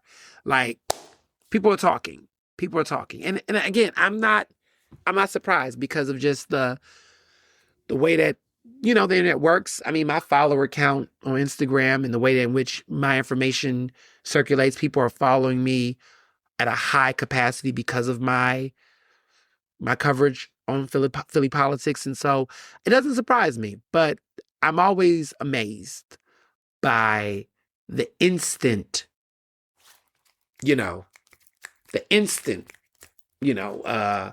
virality of things. It never not fascinate me. Like it just like, it's going to happen, but you're like, when you see it happen, you're like, wow, like folks will, and this tells me every time I hear corporate media or these problematic, predominantly white local newsrooms have these doomsday, woe is I discourse about the state of journalism and the appetite of the community, the public. They say, oh, people don't care about this local race like that. No one's reading the coverage. No one's following the press as much. No one cares about local races anymore. No one cares about these particular issues, referring to how we're covering it, right? I tell people, if you cover things in a way that make it resonate with the very people and audiences that you claim to care about, and we're going to talk about that later in the show, because I tell people these topics matter, but you have to make them matter to people. And as somebody who is as they say, a skilled communicator, I understand how to articulate and make an issue that I believe matter to other people. And when I see people who handle important topics recklessly or with kids' gloves in communities that matter, you should take some time to reflect on what's going on there, what's happening, why there's a disconnect, something that people should be on board. You just can't simply say they're low information voters. You just can't say they're dumb. You just can't call them stupid. You got to look at yourself and say, like, as a professor, if the majority of my students are not getting the material that I'm teaching, rather than say, y'all don't get it, y'all just whatever, I got to look at myself and say, maybe I'm not conveying this the right way. Maybe I need to reevaluate my style and my approach on this particular topic. It can't be everybody. It can't be everybody. You got to take a moment to say, okay, what's not landing? Right? Let me teach y'all how to teach other people. Because it's simple to me. It's very simple. Because I've seen conversations and work that I've done where topics where people thought it was too hard to discuss. I think about, we're going to talk about it later in the podcast. I know. I keep saying more and more and more, but I want to make sure, I'm going through my segments. But like, this issue with Dr. Stanford, this interview, I think spoke to a lot of issues, but also spoke to a major portion of what Dr. Ayla's campaign has been rooted in, right? People want to say, oh, she accepts AIPAC money. She's denied that claim. She has consistently denied it. And I understand that there's the intricacies of money going through different vehicles and all that. But at a certain point, there's my mindset is there are so many other issues with Dr. Ayla Stanford's campaign. There's several issues with Rab's campaign, with Sharif Street's campaign. I've discussed it throughout this podcast. Y'all have heard it before. But I tell people, when you start kicking a dead horse and the horse isn't moving in the direction of moving the needle to how communities are responding, you got to say to yourself, okay, is this not landing? Why is it not landing? But what you can't do is deflect on people who are actually trying to get the point across. Hey, it's not working. I'm not saying the issue don't matter. I'm just saying the way the issue is being discussed and how it's being conveyed is not, it's not hitting. And you're going to lose if you don't figure out how to redirect. Not to say you cut the topic, ignore the issue, but how do you reevaluate that, right? So I think for me, as a journalist, I'm recognizing the community is saying to me, I don't understand what concerns people have about Dr. Ayla Stanford outside of folks accusing her of accepting money from AIPAC when we have to be factual that AIPAC as the entity has not actually donated to her. There are problems with Dr. Ayla Stanford's campaign. There are concerns about her work history. My job is to give the public an education and understanding of the variety of issues that's happening in this election. So rather than continue to keep reporting on something that everybody keeps saying, she's denying it, there's no new news, I'm not a political campaign. So I'm not going to do that work for you. I don't work on Rab's campaign because Rab has been the main candidate pushing that matter with her. I don't work on his campaign. I'm not in this business to do anything for him. What I'm doing is trying to let voters be educated and aware of the various issues involving these candidates. And so when Tori Owens, this ex-employee for Dr. Ayla Stanford at the Black Doctors COVID Consortium, when this woman stepped forward to me and told me she would like to go on record to share and spell out all of these things that happened to her. And she's naming names, she's giving timelines, she's naming dollar amounts. Like, yeah, I'm going to do that interview. Yeah, I'm going to discuss that. And if some people want to argue that that is a deflection or taking attention off other issues, it's not my job to prioritize what issues you care about. It is up to the candidate, his team, to prioritize those issues that you feel like matters more than others. But I'm responding to what community is asking questions about. Community is asking me questions more about the Black Doctors COVID Consortium. They're not asking about this AIPAC situation. They're just not. I'm not saying it doesn't matter. I think the issue is an important issue. And I'll talk more about that later on this show. But I want to be very clear that the Black folks that I'm talking to at the barbershops and salons up and down my neighborhood in West Philly is being like, yo, there was this article that came out a couple of days ago, and I remember I saw your Instagram, you hinted at this. What's up with this, what's going on over here, right? So, yeah, I'm moved by what community is moved by. That's why I don't have flops. See, folks be flopping out here because they are self-prescribing what they think people should care about rather than actually engaging with the issues that people are speaking about. I'm not surprised this episode, that special edition episode did that well, because that was a need. There was a critical concern in the community by people who've known this woman for years that wanted to understand more.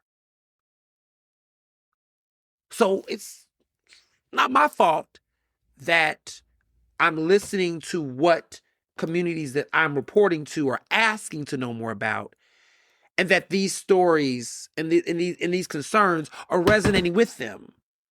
Maybe you should actually ask people what they want to know about their opponents.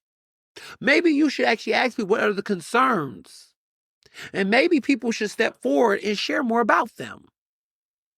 I mean, that's how it works. Like, I'm not into agenda setting. Like, I'm not in the business of telling people, forcing people to say these things are what you should care about. I cover the news as they present themselves. I've had those discussions. I've interviewed Dr. Ayla Stanford. I've interviewed Sharif Street. I've interviewed Chris Rabb. We've discussed the issues. That's what I do here. But you know, people will be obtuse until they turn purple. And that is that. Now let's go on to hot topics, because there are other pressing issues happening in our world. Like, I don't know, the fucking Supreme Court betraying us by gutting the heart and soul of the Voter Rights Act. My grandparents, who are no longer alive, were out there marching for those civil rights for us to get the Voting Rights Act of 1964. I'm sorry. Yeah, Voting Rights Act. Civil Rights Act of 1964, the Voting Rights Act, all of those civil rights marched, advocated. To now see a Supreme Court that is dominated by Republicans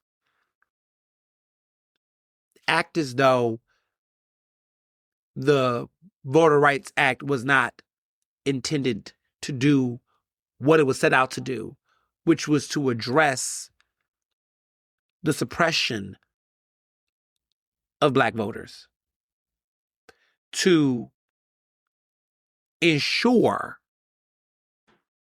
that there was not going to be the gerrymandering crisis that we're now facing in this country. That's intentionally trying to reduce the representation and voices of marginalized communities, especially in the deep red South. I spent my summers in Marion, Arkansas.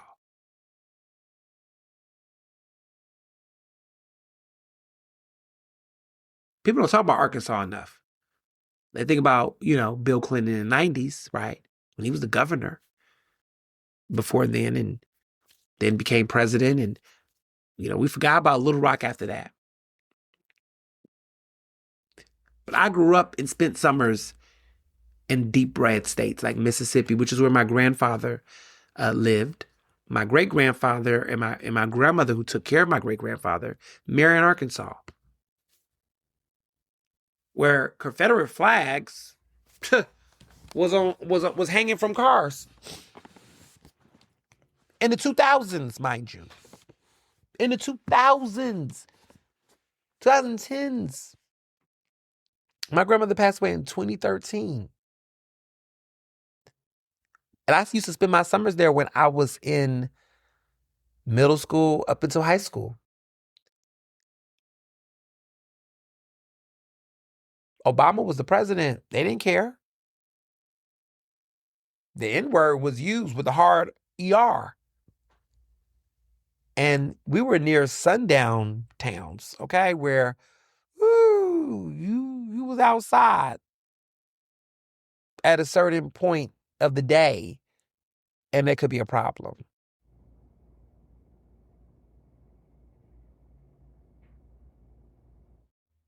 I was experiencing that reality in an America that had elected a Black president. I don't even know what Marion, Arkansas is like with a Donald Trump in the White House. I couldn't even fathom what it's like over there right now.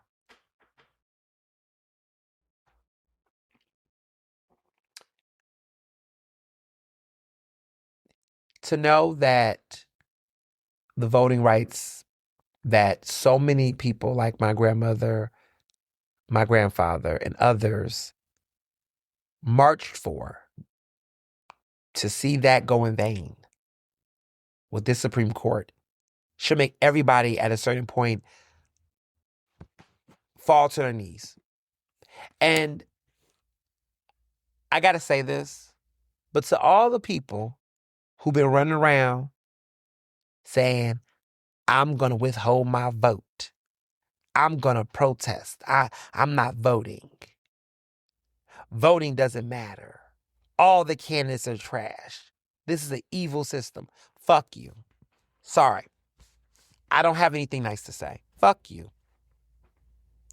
Because you continue to live in this country and have the ability to say those things because of people like my grandparents and my great-grandfather who allow you to have the choice and the liberty to pick and choose whether you want to vote or not, because there were people before your ass who couldn't even vote. They didn't have the option to choose to vote or not. And to hear people fix their mouth and think they're on some moral compass by being like, yeah, I don't vote and it don't matter. Yeah, when we start saying it don't matter, we realize when they start taking the vote how much it matters. But these are the same people that want to then turn around and protest everything. And I hate to say it, but if you are somebody who is not doing both, I'm sorry, you're useless. You're useless. If you're not voting and you're only protesting, what are you protesting? And what role can you also play beyond the protest? Because where I'm from, because of how I was raised, because all this movement work, who did that movement work in this country? Who put out the blueprint on how to organize in this country? It was Black and brown folks who, and specifically Black folks with the civil rights movement, mind you, that laid the blueprint on how to participate in civil disobedience in America. We didn't invent it all over the world, but we definitely started in America the way that we organized. That is Black people who inspired all of these damn movements. And they understood that we did both. You voted and you protested. You organized. You did it all. It's too many people that want to just protest. But what are you protesting? Oh, you say no kings. Right. But then you don't vote either? But then you are protesting against a dictatorship. Make it make the fuck sense. Your refusal to vote creates an environment where there will be a king. How do you protest against the kings, but then you allow your vote to not be utilized to defeat the king? Like there's a cognitive dissonance here that I'm sick of having to do every damn time. I'm tired. There's nothing progressive about not voting. There's nothing morally sane to be in a democracy like America and say you're withholding your vote for what? And I want to be very clear. There are people that are on a suicide mission. They are. They want to be martyrs. They've given up. They don't have a plan. Everything's not going their way. And now they want everybody to just burn with the damn ship.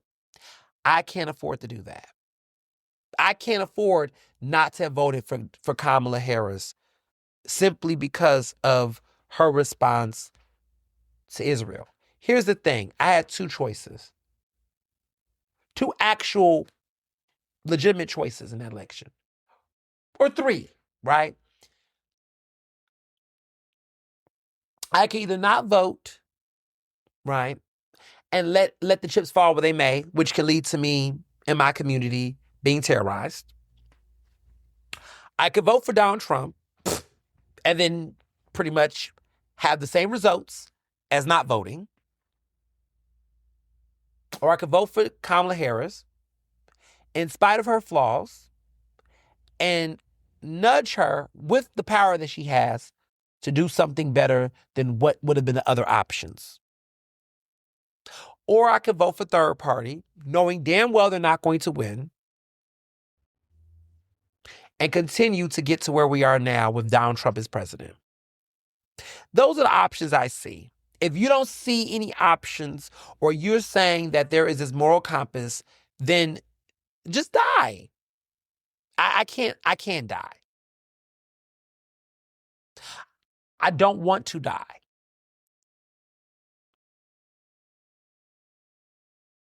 And I think that's the reality, is that I don't think it's feasible, because we know that these policies disproportionately impact Black people. And so the genocide that we would face in America, that we consistently face in this system, to Black Americans,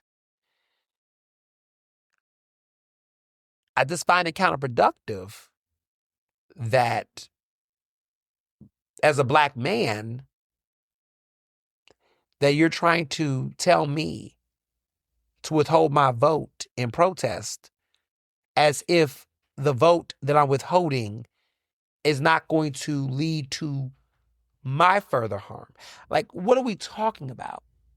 Because the absolutism don't make sense. I think when it comes to electoral politics, I operate from a space of harm reduction. There's no absolutism. There's no absolutism. You can't operate that way. You can, but then you're going to always just be depressed, because you're going to just consistently see a system where people just don't, what you, because here's the thing, what's interesting to me, because now we can go there. For all the progressives that said they wanted that revolution, remember that? The revolution. Because, Dr. Mark Lamont Hill is back in the spotlight because people are remembering what he said about how we can afford a Trump presidency. He just envisioned there was going to be this revolution, right? Well, here's the thing. Trump's been elected 2 times. Where's the January 6th from the progressives, from those radicals?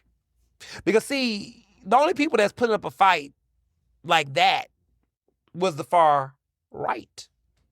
Where are the extreme leftists? I mean, where was y'all? I didn't see y'all going down to the nation capital. I didn't see y'all risking it all to go down to the White House. I mean, there's been none of that. Not that I'm encouraging it. I'm not encouraging. I'm just saying, the point I'm making is that for all of the rhetoric, there's been no actual action that has met that of the insurrection. And yet the insurrectionists have argued that, we did this thing because we feel like we were trying to take our country back. We were trying to fight against the corruption and this and that. That's what they believed. Delusional as fuck, but that's what they believed. I hear too many people that have said, there's a revolution, there's a this, there's a that, da, da, da, da. Okay, well, where is it? You ain't that angry. You were spending so much time heckling Kamala Harris. Yeah, because she was the enemy. She was the one. You didn't have none of that smoke for Trump. I didn't see the level of vitriol. It was so easy for y'all to heckle and to come. Even after she lost the damn election and Trump won, Trump never got that smoke like that. Oh, no, y'all did it when he was safe in the White House. No one's pulled up as a collective. I mean, we saw what happened to White House press correspondents dinner, but you're not taking ownership for that shit. You're not. You're not. Where's been the collective response? So this is a disproportionate amount of rage for me. It's selective to me. And it always seems to be done to Black folks at a level that I don't see the white counterparts being. I just, y'all not, I don't hear reports of Biden. He just kind of went on away, right? But every time Kamala Harris want to go somewhere, y'all love acting like her as vice president was the one. I'm not saying she didn't have any influence or power, but I just find it that you would have thought she was on Trump the way y'all was showing up and going to her stuff. I mean, I remember people was bringing the heat in 2016 when Trump was a candidate, but y'all just let him slip and slide this time around. It's been very telling. It's been very telling. And Black voters, That 92%, you know, they're cynical about progressive candidates because of that. A lot of black progressive candidates who should be doing a lot better in these races aren't, because of the people, the company they fucking keep. And nobody wants to be honest about that. But it's time to start talking about it. Because what I've experienced this past weekend, and the language and the way that people are just choosing to vilify people in community, it's not looking good. It's not looking good at all. And while Trump is doing that, there's a lack of diversity in GOP Congress. Are we shocked? Are we shocked by that? I'm not shocked. But there's a lack of diversity. They said the 4 remaining black congressmen, Republican congressmen in the House, are not running up for re-election. They're going into the other places. Byron Donalds or Daniels, whatever his name is. A couple other folks. Only a couple other folks. Only 4 of them. They're not coming back. So there's going to be a complete exodus of black GOP representation in the congressional level. I mean, are we surprised? I mean, this president has just not landed. I mean, he doesn't care. Like, what? Also, they can't win. Some of these black Republicans cannot win. The GOP is like, we don't need you anymore. They needed them to get Trump reelected. Now that Trump is reelected, they don't need them anymore. I mean, the Democratic Party is fading ever so much away from black candidates in their own right, because I guess everybody realizes the main audience is white voters. This country is basically saying to us in so many different ways that we need to go back to white candidates, white voters, in some cases, because white men and white women are just seems to be Democrats are like, hey, that's our hardest spot. Republicans need to maintain them. Like the audience is there. They hold the majority nationwide. It's very telling. But here we are. And then while that's happening, right, this man is meeting the King of England. He's also calling for Jimmy Kimmel for the umpteenth time to resign and to quit, and calling on ABC, Melania Trump to put out a statement. Everybody's trying to make a correlation between a joke that Kimmel made days before the failed assassination attempt. Like, it is so... The hypocrisy is just astounding to me, because this is a man who literally celebrated Robert Mueller's death. Pretty much was like, good riddance. And did not have to say anything at all, but decided to. I mean, Rob Reiner's passing, his tragic murder, made it a whole conversation about him. Like, this man has done far worse. And so, yeah, like, okay,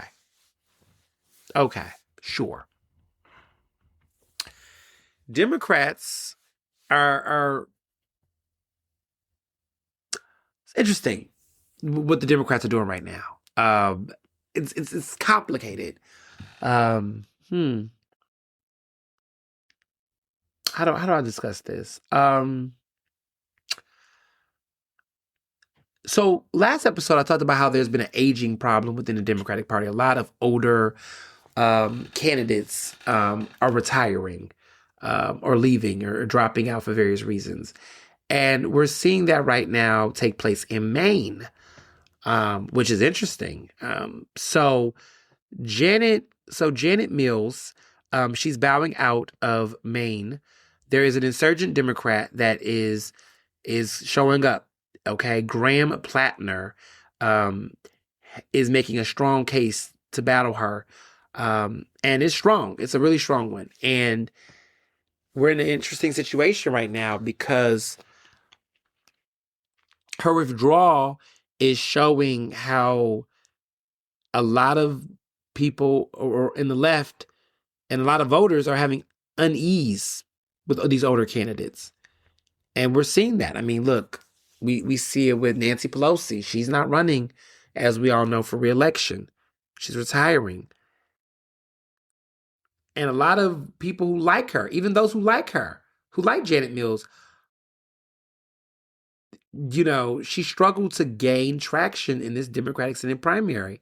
And they're not surprised that she's exiting, but many people are ready for her to. We're ready for her to. And she did. She absolutely did. Which makes sense and speaks to the current climate that we're in. And it matters, in more ways than one, to see this progression, because this is a long time conversation that needs to be had. And a lot of people are not talking enough about what's happening and what's shaping these issues. And so we got to do better. We got to do better. Also, too, I'm thinking about the role in which this is connected with gerrymandering. The Democrats are fighting back. I think the one thing I've been glad to see is how much, we're seeing Democrats in Virginia and other places fight back. California as well with their maps. Supreme Court allowed Texas to go through with their gerrymandering shit, which is, the Supreme Court is just trash right now. It's just, it's just the worst.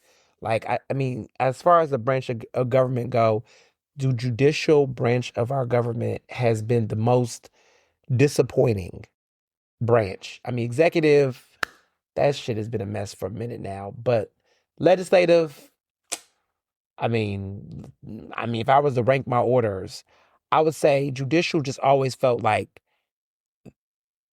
okay,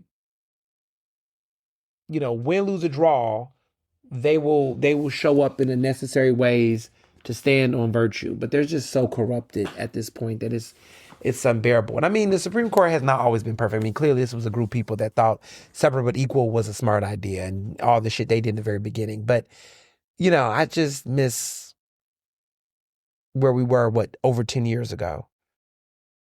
A decade ago, the Supreme Court just was different. Yeah, they had some of the same annoying ass people, but it was just different. There was just, you could kind of go, okay, some people can see it differently, but there's just some people just making decisions that are just unilaterally horrible. And they know it is, and they're feeling that pressure for whatever reasons.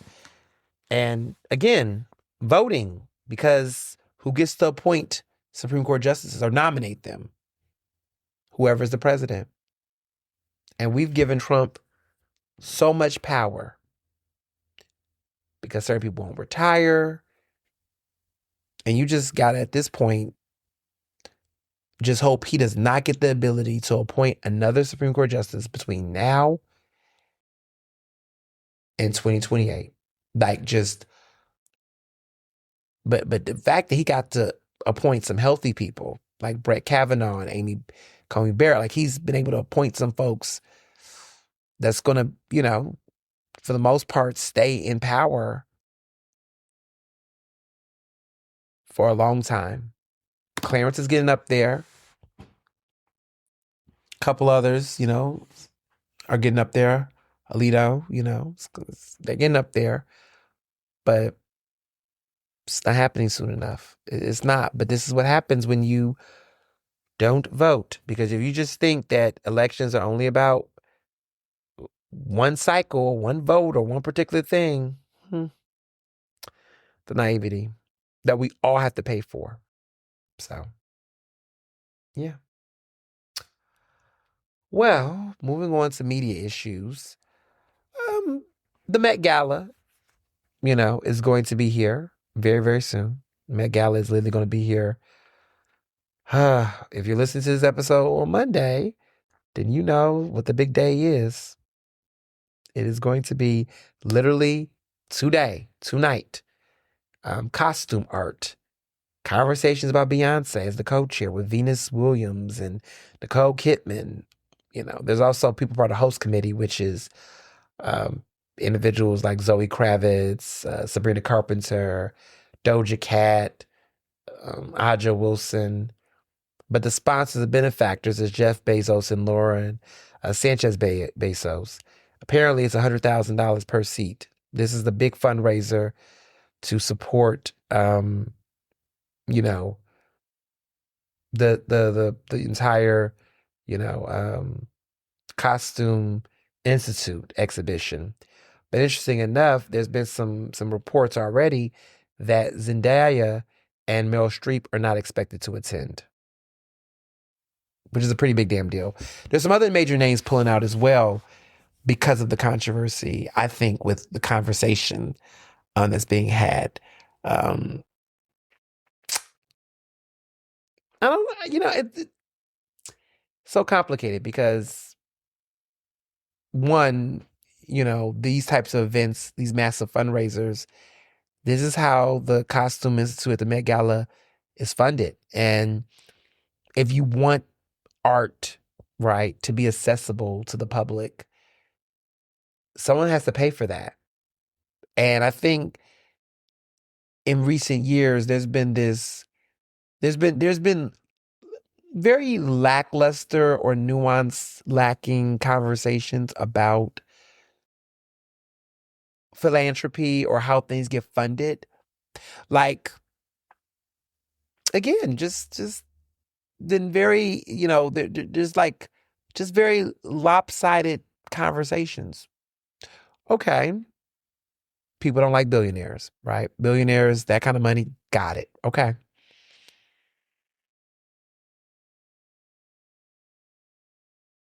We have them. What are we going to do? I argue squeeze as much money out of them back into the public because we're not going to stop, you know, capitalism as it operates. We could get some wins. We can divest in some ways, but there, again, how do people go to college in this country? Largely financial aid, um, scholarships, money. Who donates to those colleges? Largely, you know, really wealthy people that put money into endowments and things to fund. Okay. George Soros, who a lot of progressive candidates get their money from his campaigns. His folks, his people, they invest in these money to help candidates. There's a woman that was married to a billionaire like Bezos that's pouring tons of her money into HBCUs. Oprah Winfrey just gave the biggest donation to a single HBCU ever. And here's the thing. We all deserve those things. We're entitled. We deserve to get money and resources, right? I get it. Exploited labor, all the things. But I say all to say that the way the current system operates, if we cannot immediately shut down the system to which has governed our existence for decades upon decades, then are things supposed to just collapse? I mean, no public art, no museums, because we don't like billionaires. Don't do it, right? We can not like billionaires and still take their money. I don't know why that's not an option on the table. We don't have any choice. I mean, you could just shame them and say fuck them, and then we watch all of the things that keep a lot of stuff running go away. Scholarship money to ensure that young people can go to college and afford to go to college and get scholarships. Art museums, public art, all those things go away. And then when they do, because if the billionaires have said, look, we don't give a fuck, we're just gonna really be rich and we're gonna keep the money to ourselves, and it's only gonna be for us and our kids and our people, and we're not gonna put any money into any programs, any public services, or anything else, then what? Especially now when there is such a gross financial, because it's clear that you all are not going to, do an insurrection, because no one's done that yet from the left. The far right has. The left hasn't. Yeah, the far left has not fought back to that magnitude. So they don't fear you. Um, the protests, some of them have been slightly effective, but it's not moving because these are absolutes, right? Because we haven't qualified. I'm not saying a good billionaire, right? I don't know if that's the title, but I don't know if we're treating everybody the same. Oprah Winfrey is not Elon Musk, but somebody will argue she is, right? You know, every billionaire is not the same. McKinsey, who's out here cutting these checks to save HBCUs. We could question all day about the money, but when you out here and you struggling and you got people that's going through lots of debt, how do you tell those people, yeah, don't do that. Don't take that money. Don't get that scholarship. Don't do anything. I just think people are just yelling and mad, rightfully so, but there's no strategy. So I get it, right? I get that Jeff Bezos, specifically Jeff Bezos and them, I don't like the fact they're involved in the Met Gala. I think their involvement in it has cheapened the whole branding of it all. But then the question becomes, what a damn shame that we're in a certain position now where the only way that we can get things moving is by people like that. It almost makes me think to myself, where is the people power as a collective to sustain these institutions that we care about so that they don't be codependent? But we just don't have enough money. We don't. We don't have enough money to. And clearly community is not collectively invested in organizing the ways that they need to expedite the process to hold these types of billionaires accountable. We're not mad enough. Maybe that's what it is, as a collective. And what I mean by that is that if we're not going to be that mad enough, I'm skeptical and cynical that people are not as mad as for those various reasons. And we know that, then we have to find a different type of way of going about it. I'm not saying billionaires should not be accountable. Oh, I absolutely do think they should be. But what are the alternatives? What are the alternatives that we can go about it? What kind of legislation? Are we taxing the rich? Are we lobbying actual Congress people to step up and do that work? Are we holding our local elected officials accountable when they want to give all these damn abatements to developers? Like, there's just other ways that we can collectively really mobilize on addressing those key issues. And I feel like if we did, we'll be in a better place. Because it's not going to be eat the rich. That's just a cute statement. Yeah, yeah, yeah. Oh, you feel so cool. Ooh, you got the t-shirt on. But we got to be for real. And it can't just be enough about making bold statements of, look what I said. Fuck this, the fuck to that. I just feel like I look at it when I think about like white feminism sometimes, like the whole, ooh, fuck the patriarchy. It's like, yeah. But then how are you fucking the patriarchy? Like, how are you actually going to do that? Because you could just say that and get cheers and jeers and just feel like it's inspiring people. But like, we gotta put this in words. And so much of our current culture has been focused on making big, bold statements. And at a certain point, we got to get beyond just the statements. We got to get beyond the rhetoric or the larger than life idea that's almost mission impossible, that if it fails, we can just pat ourselves on the back and say we tried. We got to get results. We got to get some real wins. And I think on a local level, there is opportunity to do that. And we've seen some progress, but we got to stay focused on that type of work. Because these bigger abstract conversation debates have just fallen moot. It's just become a draw between folks that just want everything to just be abolished, which fine. But then the question becomes how, and is that feasible, or you just want to have an imagination about it? And cool, but like that's not just practical to the world that we live in. And I'm not saying that practicality means do nothing, be stagnant. Oh, absolutely not. Because my grandparents and my folks who was in the civil rights movement had big dreams. But to be clear, they put those dreams with some real coordinated action. The idea of Black folks having actual citizenship, like full-fledged legitimate rights in this country, flawed as they may have been in execution of the government aspect, of course, but the reality that I can be able to be on a podcast, have the right of free speech as long as I can maintain it, right?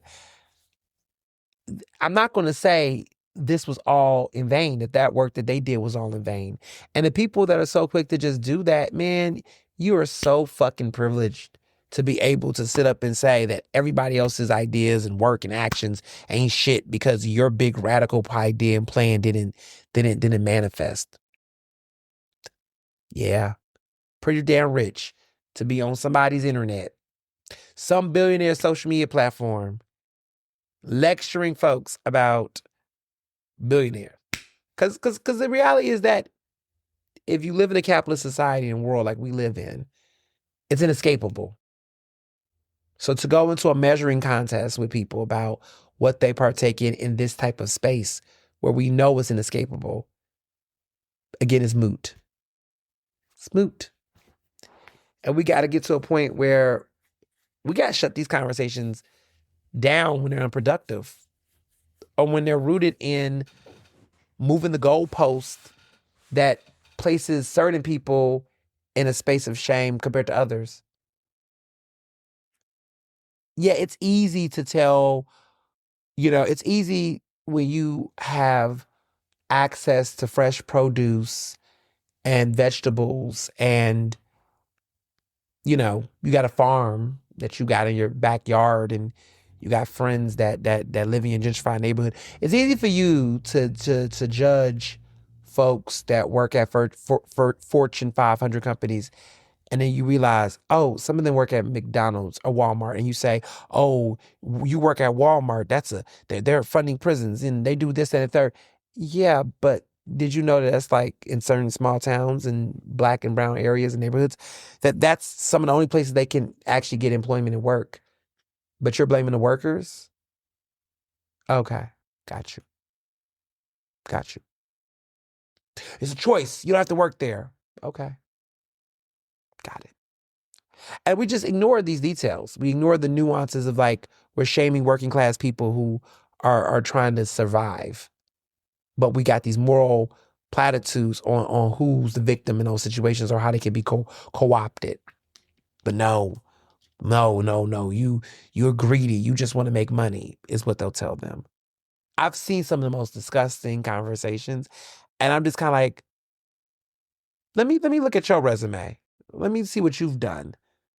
What family members you affiliated with. What people in your orbit that's anti-Black or racist or all the things. But because you care about one particular issue over another, because that is your issue, and you want to partake in Oppression Olympics, must be nice. Must be nice. And I've seen a lot of that lately. Which also, interesting enough, raises another question about Met Gala within itself, is we're seeing more and more people talk about CNN, another major media conglomerate. And there's been calls for Scott Jennings. That's that Republican conservative voice that's been showing his ass on cable TV. He recently like lashed out in profanity towards a co-host on the show. And it's got people who are contributors of CNN saying, why is this guy still there? He should be fired. He's acting very inappropriate. He's acting out. And they're talking about the double standard because of the looks of like a Don Lemon, which Don Lemon has been under critique because, he's out here giving platforms to voices that people are saying are problematic, like Keith Edwards. You know, they say Keith Edwards, they're accusing him. He was at the Lincoln Project. They say he's anti-black woman because he was very critical of Jasmine Crockett in a particular manner, to which her following did not like. And now they're mad at Don Lemon for interviewing him and giving him, quote unquote, a platform. And here's what I'll say about Don Lemon, you know, to be honest. Look, Don Lemon, listen, has he done some notable things in recent memory? Yes. But Don Lemon has always been Don Lemon. And for better or for worse, he's a journalist. And sometimes I think in his recent desire to build a new fan base because he's independent now, as a news influencer and as a journalist, I guess, when he chooses to be one, um, he's always been someone who likes to be in the room and will placate to different types of interests in order to maintain a level of relevance. That's who he's been. Anyone who's worked with him at CNN and other newsrooms can tell you that. He's always been that type of dude. And so I'm not surprised about how he's moving now that he's built this following. Like, he's built these people to support him, and now he's pivoted in ways to try to get back in the good graces of that industry that once upon a time chewed him up and spit him out. Because there's now a wave of a lot of these journalists who are getting laid off or getting fired, and they're now rebranding themselves. And so now he's back in the cool people's table, and now he's doing some things that's pissing off some of these folks that really believed he was this activist. He's not an activist. He is an opportunist. And truth be told, that's kind of how he's been. And a leopard can't change its stripes. Yeah, I think for him, if you understand his business, careerism has driven him to doing the work that he's been doing. And he's not made any real strong, consistent, good faith attempts to correct that. But because he was independent, because he pandered to a certain demographic, folks began to think that he was a friend. And they formed this parasocial relationship with him, his Lemon Nation, which is his little stand tribe. And he's danced on those lines because he found the common ground, which is everybody hates Trump, or at least his base do. So as long as he plays into that wheelhouse, there'll always be an audience that follows him, you know. And that's what he did. He had a very moderately liberal white base of voters and people who have followed him. And then some black folks got around him because he started really, you know, showing up and showing out in a certain type of way. And they fell for it. I saw right between that shit. His arrest was terrible, and I did want him to get justice, and I did not want to see a black journalist or anybody, right, during an ICE raid, you know, be incarcerated, right? Two things can be true at the same time. You can say, look, this person ain't the best person, but do you want incarceration for them in that type of manner? Not necessarily.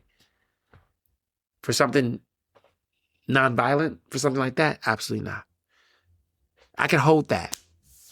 It doesn't have to be one or the other. At least not for me. So this week in local politics, there's been a lot going on, and I'm trying to figure out the pacing of prioritization here. I think I'll start with the simple, right? So this week's episode of On the Record with Ernest on Word Radio, 96.1 FM, 900 AM, progressive Black Talk Media. I interviewed Kenneth Walker Jr., who was running in the 195th Legislative District here in Philadelphia. That's in North Philly. And it is a very competitive race. The week before, I interviewed Sierra McNeil, who's the progressive candidate that is looking like the most formidable challenger to the incumbent, which is Keith Harris, who won a special election 2 years ago and now has to run as a full-fledged candidate. And the reason why this matters, in which we discussed on the episode, which you can now listen to, the link is in the bio. So if you want to listen to my interview with Kenneth Walker, you can check it out. What's interesting about that interview is that we do discuss the difference between special elections. The joke has been, or the phrase has been, is that in special elections, candidates are not elected, they're selected. And what that means is that when there's a special election in a predominantly Democratic, district, pretty much when the Democratic Party picks their candidate, like they can select whomever they want to be the nominee, right? And the special election happens, and what makes it special is when a candidate might drop out, somebody retires, someone passes away, and this is in the middle of their term, right? So in this situation, Donna Bullock held that seat. And Donna Bullock was the state rep in the 195th district.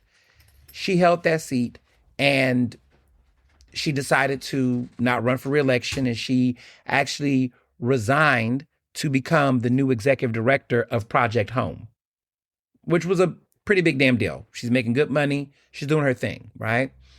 So when that happened, there was a void, and a special election had to be called. And so what ended up happening is that the party chair of the city committee, Bob Brady, the ward leaders, the committee people get together, and they figure out somebody in that district that they want to put up. And so they put up Keith Harris, who was he was a ward leader in the area, and they picked him. So he was elected, right? And he became the nominee in the special election, which pretty much meant he was going to win. There's never been a time in recorded Philadelphia history and politics where a special election nominee candidate from the respective Democratic Party, because it's a mostly Democratic city, had ever lost in the special election. So whoever is the nominee, that's who gets it pretty much. So that's when people say selected, not elected. So he didn't have a competitive race. I don't even think he really had any challengers. And if he did, it wasn't anything of note because pretty much Democratic voters elected Democratic nominee, and there was like a small window before they had their election. So it kind of went boom, bang, boom. So he's very vulnerable in that regard because voters did not elect him, in a sense of like an open seat race. In a traditional election setting, right? So there was no real campaign money. There was none of those things. I mean, he was elected in that special election, but he never did an actual Democratic primary where it was more open. The time window was different, where he was the nominee, like he was given a nominee. In this primary, he has to compete to get the nomination again. That's the difference. In a special election, they skip that part. They just say you're the the party picks his own nominee, and then everybody else is not a Democrat. Everybody else has to be a independent, a third party, whatever, but they can't even be. And it's also within the confines of the party because the party gets to control who runs in that election, representing their respective party. So a Republican cannot run in that special election. It would have to be independent candidates, but they are not necessarily they can be registered Democrats, but they will not be counted as, quote unquote, the Democratic candidate, right? So it's very complicated. It's very convoluted. But long story short, this is a power play that allows the Democratic political machines to put their people on. And if voters are not careful, this is how people consistently maintain power. Now, I've seen it backfire in recent years. When I was in the 190, which was before the redistricting, this is when Amin Brown was the state representative. There was a special election where someone had to replace Movita Johnson Harrell. And before her, she had won a special election prior. She had, Vanessa Laurie Brown got, charges. She was indicted. She ended up having to resign, and it was a whole scandal. When that was my state rep that I had, right, in my area, when I was I'm still in West Philly, but in my particular district, she was the state rep, and I was the 190th.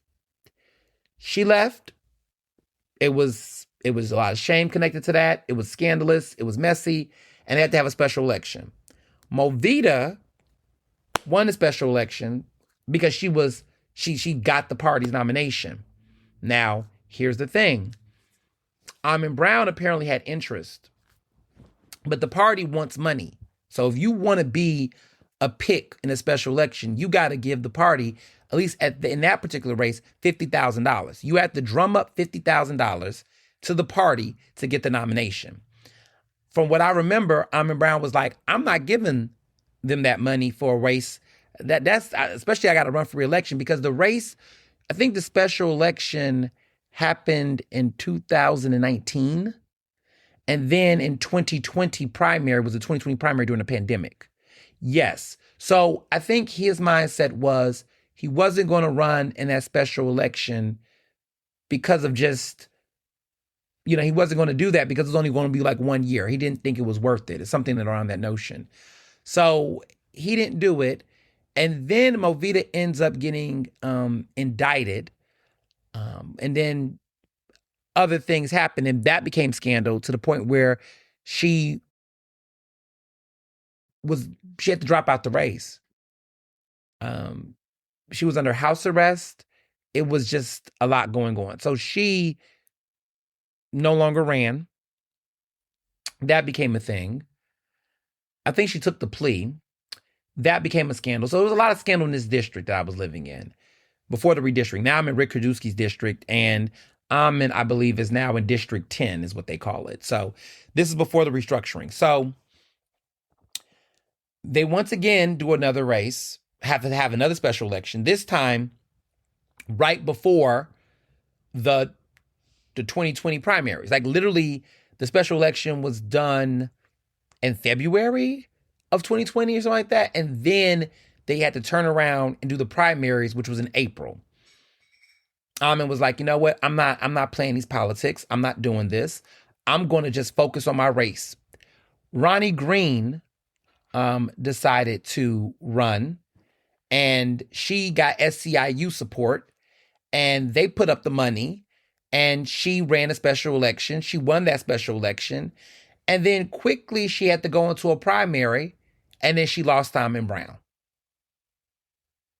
So she didn't keep that seat that long. She only had the seat for that rest of that 2020 year. And then come January 2021, Almond Brown had it, and he's had it ever since. But that small window, these special elections can be very tricky because there was not enough time for people to get to know her. And the way that whole thing played out, voters were just was like, nah. Because it was just too much going on in our district, in the politics with Movita, the politics with how she got the seat, the special election. People wasn't for it, so she quickly lost it.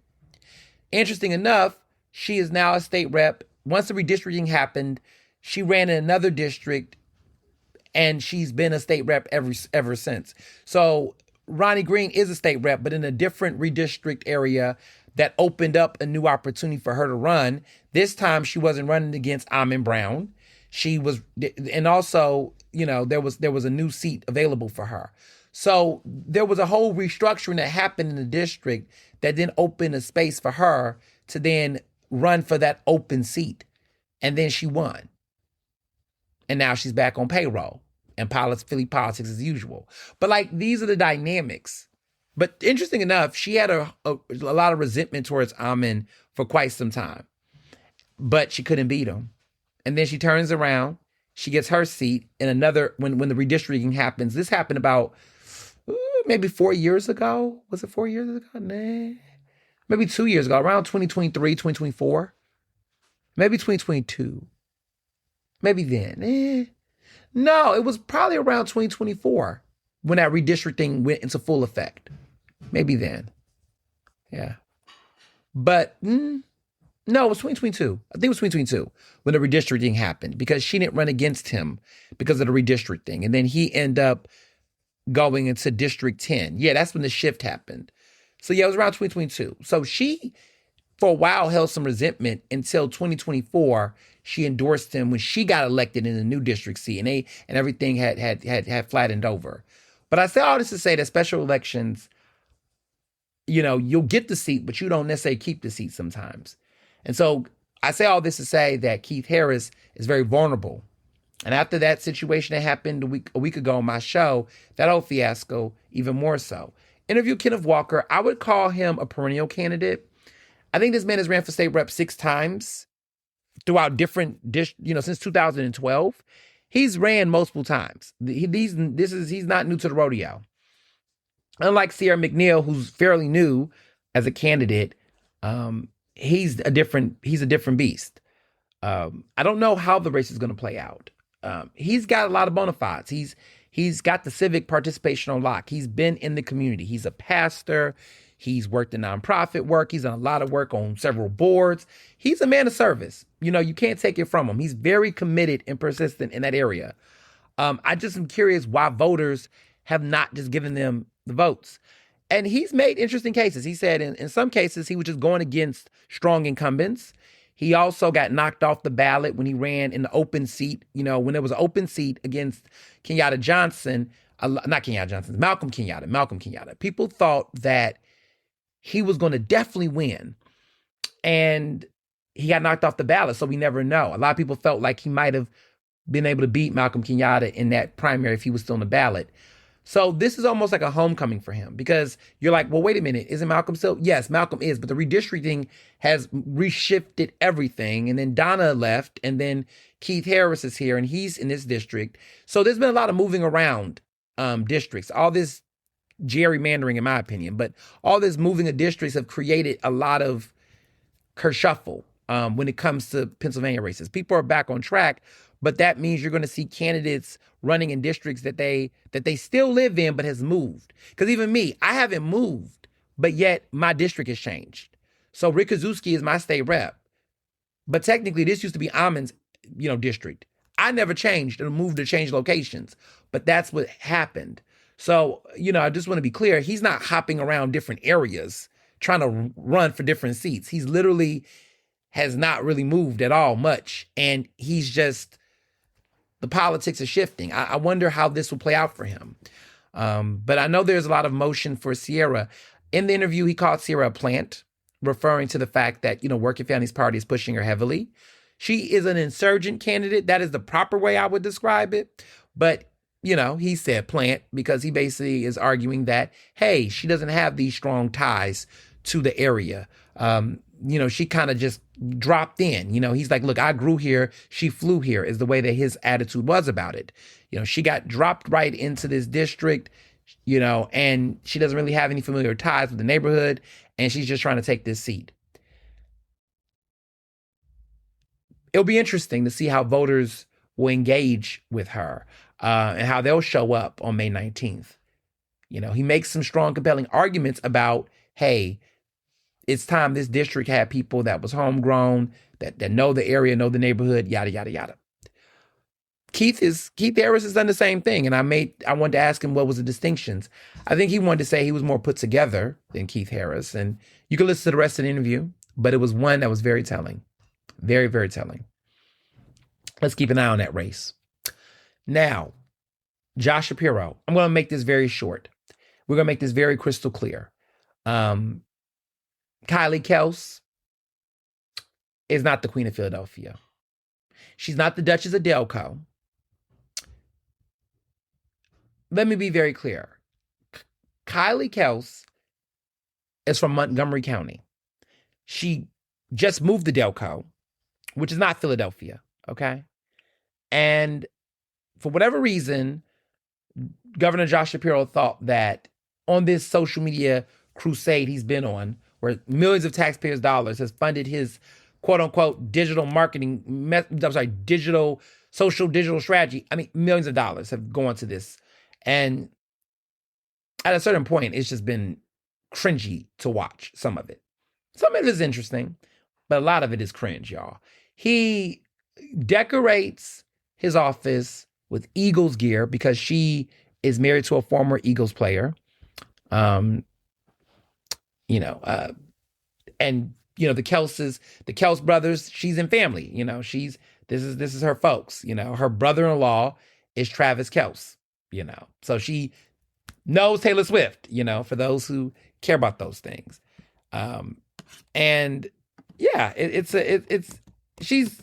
Look, Jason Kels is her husband, but she's also has a hot podcast, right? And she's got a great voice and perspective. And I'm not taking anything from her. She's got a great podcast. She does her thing. She's thoughtful. She's smart. There's nothing to take away from her personally, right? But we just got to get the record straight because Shapiro was doing the most. And I think sometimes when he does the most, he doesn't realize how it lands bad for others involved with him. That's a theme with him. Stay tuned on that thought, but we won't get into it today. But stay tuned on that train of thought there. But in this situation, Kylie Kels, she has this podcast that has been a hit. I guess in his pursuit of trying to engage millennials and Gen Zers, he thought it would be a good idea to give her this exclusive interview. And she came to Harrisburg, and he said the Queen of Philadelphia is coming. They have to prepare. And it was this big anticipation. Like a lot of people were, he had built this anticipation, like the Queen of Philadelphia. Now, I thought it was going to be Patti LaBelle, Miss Patti LaBelle, the legendary Queen Patti LaBelle. I thought that it was going to be Patti LaBelle. I was like, oh my God. He's finally going to engage like Black people outside of like Marshall Mitchell and his staffer, Larry, like, and Pastor Carl Day. Like, he's actually going to engage Black people, like, legitimately, like, not outside of people that's like surrogates for his campaign. Ooh, he's finally taking advice. Patti LaBelle, like the Patti LaBelle is going to be on the show. Then, of course, there was some, white liberals that was like, no, Ernest, it's not going to be Patti LaBelle. It's going to be Quinta Brunson. I was like, well, Quinta knows she's not the Queen of Philadelphia, right? But I'll entertain it. Quinta Brunson, I don't know, but he is white, and white liberals, they'll be making everybody mother than the queen before they are. So I was like, okay, I can see Quinta Brunson. The white liberals think it's going to be Quinta Brunson, right? So on one side, you had folks that's like trying to be accurate, right? The Queen of Philadelphia is Miss Patti LaBelle. Like, that is the Queen of Philadelphia, right? Period. So I'm thinking, okay, maybe maybe he talked to Marshall Mitchell, because if he asked Marshall Mitchell, that's a brother. Like, maybe he called Pastor Carl Day, like, who the Queen of Philadelphia? We all know it's Patti LaBelle. So maybe he talked to them. Maybe he called some of his Black friends, and maybe they could have told him some things, right? So I said, okay, it's either going to be Patti LaBelle or Quinta Brunson. Listen, Quinta Brunson, he'll score some cool points. We'll take it. Now, she is the princess of Philly, but we'll take, even she would not even say she's the Queen of Philadelphia. But white folks might prescribe that on her early, right? I hear people go, the queen of, we all know who's the Queen of Soul, right? Black folks know that is Aretha. Aretha Franklin is the Queen of Soul. But white folks that don't really, pay attention to culture in the ways that we do, they'll say Beyonce, Queen B, they'll say Queen B. And she's a modern queen, I get it, right? But she's not, the queen is Aretha. The voice is Whitney.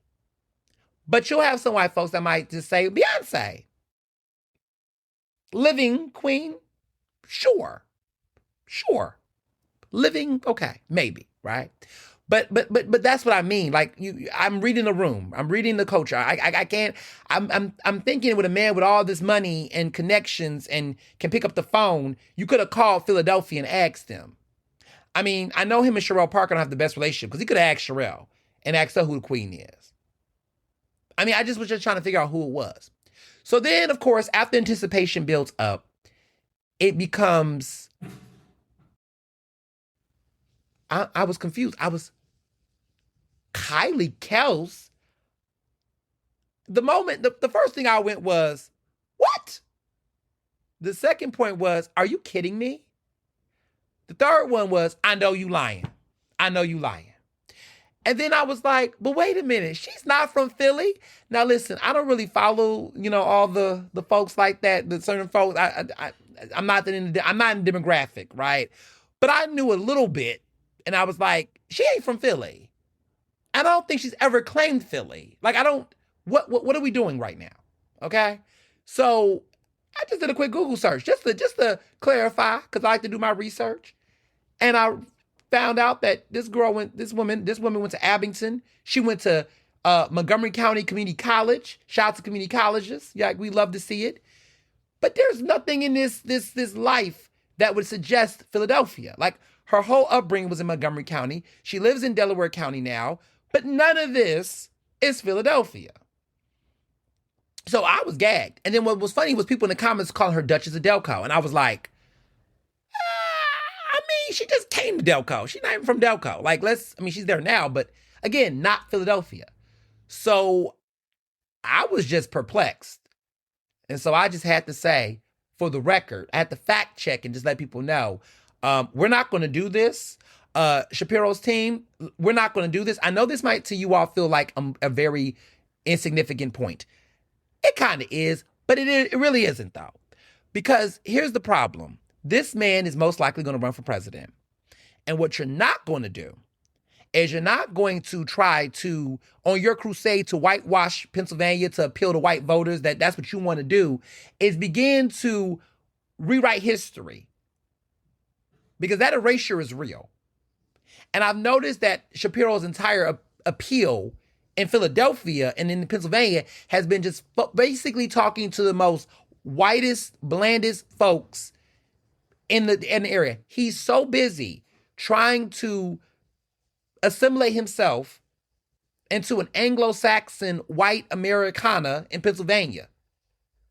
You are Jewish. You play basketball.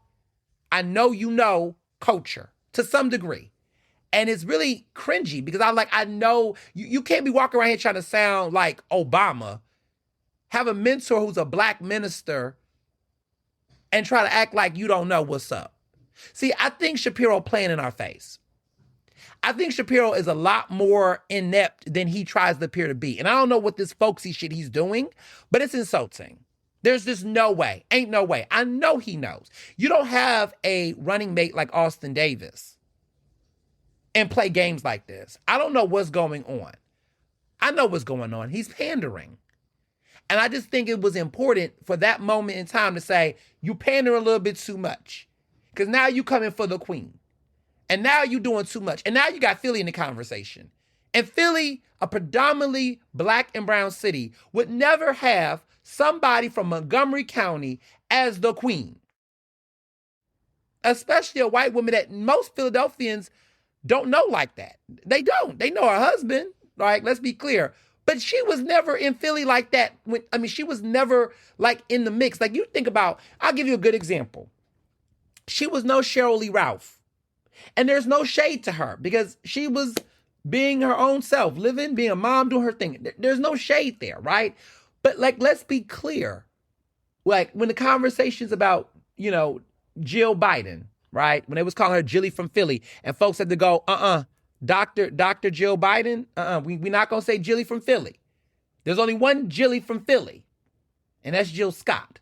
So we got to pipe down. See, the cultural appropriation be killing me. We got to pipe down, okay?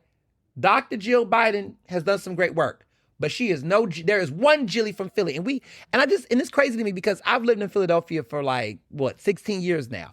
I am hip to this culture. I am hip to this thing. I am a Philadelphian. I've only paid taxes in Philadelphia. I've never paid taxes anywhere in my life. I know these things. And I'm even looking like, what? Come on. Like when people do the whole cheesesteak shit, like I knew I wasn't going to I was supposed to be short with this, but this just really grind my gears, y'all. I haven't even talked about school closures yet, but that really just irked me on a whole different type of level. I was just so irked. But long story short, Patti LaBelle is the queen of Philadelphia. Josh Brill got to stop pandering. And on the topic of cheesesteaks and understanding culture, I thought that the cringiest reel of the week was going to be that with Shapiro, but actually it was Mayor Sherrell Parker that decided to have this bipartisan lunch with Republican Senator McCormick. I don't understand what was the point of that lunch. I don't understand why why her team thought that the best person to do this with was Dave McCormick. I don't understand why what was the decision behind that. And they went to Del Rossi's cheesesteaks. Del Rossi's is not bad. Let me just say that. They're not bad. They're good. They're good. They're definitely in the top 10. But I'm just thinking to myself, Sherrell, Mayor Parker, okay? Mayor Parker. Let me get her honorifics. You could have really did your big one with that. I don't know who her social team is, but if you're going to do that, again, if you're going to pander, right? Let's make it effective. Take him to the hood. Take him to Jim's West in West Philly. Take him to Max's. since we're going to be bipartisan. This man has campaigned and thrown so much shade at Philadelphia, has talked shit about communities that you advocate for. If you're going to do it, bring that ass to parts of Philadelphia. Let him engage with the people that he is criminalized in his campaign rhetoric. Okay? If you're going to make a point, make the point.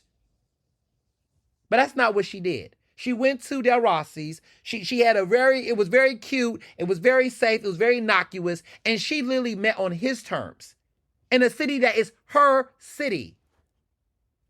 Yeah, that's what missed it for me. If you're going to, listen, politicians are going to pander, right? And if you're going to play the bipartisan thing, like, can it be believable? Go somewhere for real. And I'm just so tired of these corny cheesesteak things. Oh, we went for a cheesesteak. And then y'all go, these are the places y'all go to go cheesesteak. I just feel like it was a missed opportunity. Go to a black-owned business. Hell, go to Taste Cheesesteaks. Make that man eat an oxtail cheesesteak in front of us. Make him talk to black voters and people in your community. But really, it was just, again, a missed opportunity. I was just so like, why? With everything going on right now, what you talking to Dave McCormick about? What is Senator Dave McCormick and you all talking about? What common ground are y'all finding right now? Are you telling him to pull up the phone and call Trump and tell Trump to resign? Like, what kind of conversations are y'all having? Are y'all doing a trade-off? Are you like, look, I'm going to call Shapiro and tell Shapiro to get it together. You call Trump and tell him to get it together. What kind of bipartisanship? That's the bipartisanship I need, okay? If you're going to do it, do it. McCormick, like, what we talking about? Like, if we're going to do it, do it. Like, McCormick, tell Sherelle, tell city council what they doing with them damn taxes. Relax. Oh, no, those are her taxes. My bad. Dave telling Sherelle, these taxes are crazy. And she could say, yeah, your president is crazy. Like, let's figure out how to find common ground. Release the Epstein files. Get to the Epstein files for real. You know, they could have had a real conversation. Or let's talk about Senate hearings and confirmations. That person you all are trying to put, that Fox News person that y'all trying to put up for the health position, this is not a qualified person. Stop that vote. Don't vote for that person, McCormick. Now, you smarter than that. Like, I don't know. There could be just a different conversation. Maybe they are having those conversations. I don't know. But I can't envision a Del Rossi cheesesteak conversation talking about serious issues. But I digress. I just was like, you know, this is one of those moments where you just go, this was not necessary. Voter rights are being gutted. And I'm supposed to see a video with her and this Republican senator who's aligned with a party that is literally taking away our voter rights. And you want to sit up here and talk about having cheesesteaks across the aisle. I just need this. I need this era of neoliberal politics to cease. I am so tired of this neoliberalism. It's just so corny, cornballish. It's just not, I digress. So then we get to this budget before we get into the school closures. I don't know what Sheriff Rochelle Bilal was thinking when she asked for a 56% increase to her budget with all that's going on in the city. I don't know who thought that was a good idea. Look, the sheriff and I have found some common ground on some issues, but when it comes to this budget and funding that sheriff's office, I don't understand. I don't understand. Nah, it's not looking good. It's just not looking good over there. And that brings me to the school closings that has really shaken up Philadelphia. It's been a sobering moment. 17 schools, the school board voted on their facilities plan to right-size the school district's budget that has been arguably out of control. They have decided that they would adopt this sweeping $3 billion facilities plan. And that would close 17 schools and renovate 169 over the next decade. And it was a charged meeting last Thursday. All hell broke loose. There's been intense opposition to the point that the majority of city council went to a meeting and basically had to shut the meeting down twice. It was aggressive. It was intense. It was everything that would be described as total chaos. Um, Council member at large Isaiah Thomas really led the charge in the grandstanding of it all. And I have to say grandstanding because so much of the vitriol from the majority of city council members that have been arguing about this, they're not here for it. They're not here for it. They're not here for it. But I'm also a little perplexed because I hear their complaints, I hear their whining, I hear all of that. But it's almost as if they've forgotten how this all happened. You know, how did this play out? What was they expecting to happen? And so that's been interesting to watch. It's been interesting to watch this situation. And I've been following this for quite some time. And yeah, it's been hard to watch the sudden amnesia of people. The sudden amnesia of folks who are now doing the very big, huge performance. Oh, I didn't know this was happening. I didn't know it was that bad. Well, what did you mean? It's just this 11th hour performance. We're gonna stand out and protest. What's been frustrating is seeing city council members present themselves as activists. Like they're acting like activists when they actually are legislators, when they actually can actually do more than what the everyday person is doing. And it's so annoying to me because they're so busy trying to be so quote unquote relatable. But this is a time to be leaders, right? This is a time to be different. This is a time to yield the power that you have to do more than just what everyone else is doing. And there's so much stay tuned, more is coming. This is not over. Enough with the teasers. We're in complete crisis mode. Name what you're going to do. And so I've heard some things, right? I've heard some things down the grapevine. I've heard talks about, whispers and conversations, right? About potential lawsuits, legal barriers that they will try to have to offset the school closures. I've heard whispers that they might try to have a legal injunction to try to block it and hold off from the inevitable, because eventually this will happen. But if they put it in the courts, they can delay the school closing. So that is something I've heard that's being talked about on the tables. No shocker there. Then I've heard of other things, like they're now going to withhold the taxes. And what I mean by that is they're going to not support these taxes. I'm hearing that they don't have the votes. I'm hearing that like 3 people are still on board to support the taxes, but pretty much everyone else isn't. I believe they need 9 votes. They need 9 votes. And I'm hearing that she doesn't have the 9 votes. I'm hearing that Mayor Parker does not have the 9 votes. Because there's 17 members of city council. She would need 9 people to vote. And according to Council Member Curtis Jones Jr., she doesn't have the votes. That's what's being reported. She does not have the votes. She would need 9. They say she has 3. I don't know who the 3 votes are. I could guess, but I don't know if I want to guess because I don't want to implicate somebody that may not be supporting it. But I'm hearing she doesn't have the votes, and yeah, she's gonna need 9, and it's gonna be really interesting to watch because the typical people that would support, I don't know. Like I guess if I was to guess who would vote, Kenyatta Johnson would vote for it. I've heard whispers of Rue Landau, but she might have changed her position. But I definitely would say Anthony Phillips, he might not. I don't know about him. He's a tricky one. He may not support it now because he's been expressing public frustration. Ketsi Lozada? Might be. Kenyatta Johnson, Ketsi. Who that third vote? Driscoll? Maybe Driscoll?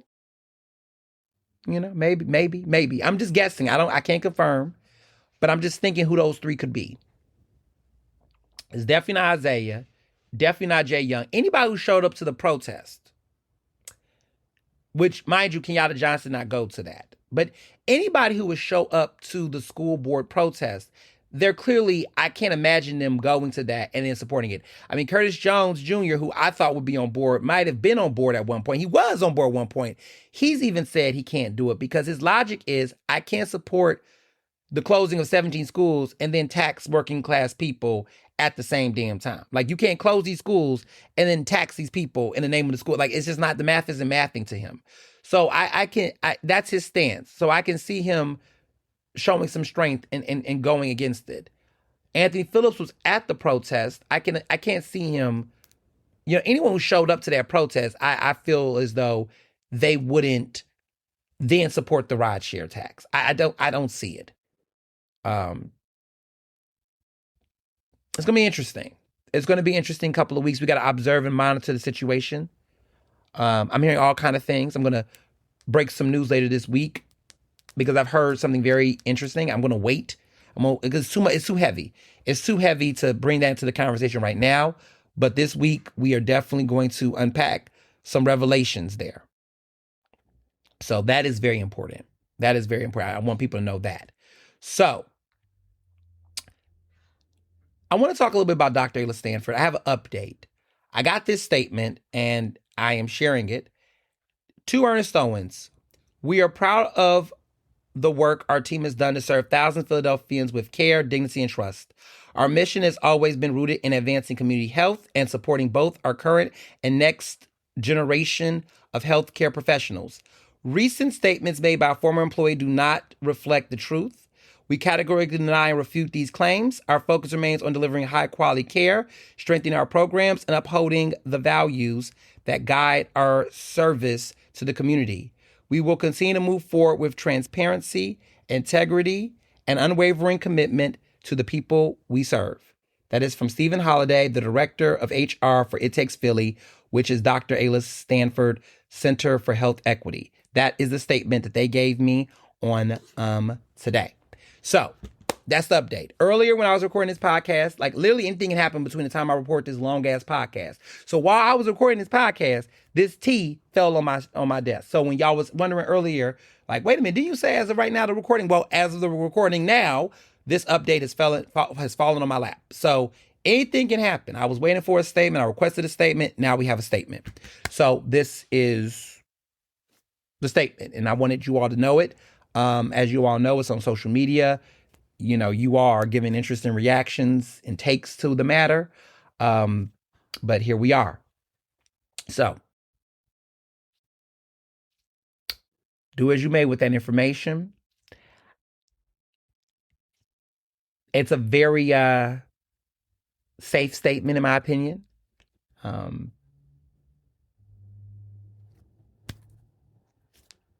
Curious how she might continue to address this down the road. We'll see.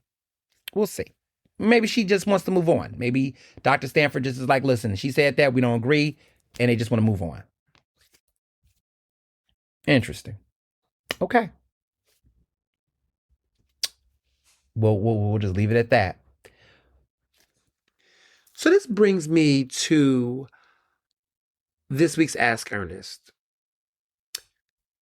There's been a lot of conversation and chatter about the issues that are defining this congressional race in the 3rd district, which is one of the most impoverished congressional districts in the country, definitely in Pennsylvania. And this race between Dr. Ayla Stanford, between Chris Rabb, Between Street Street.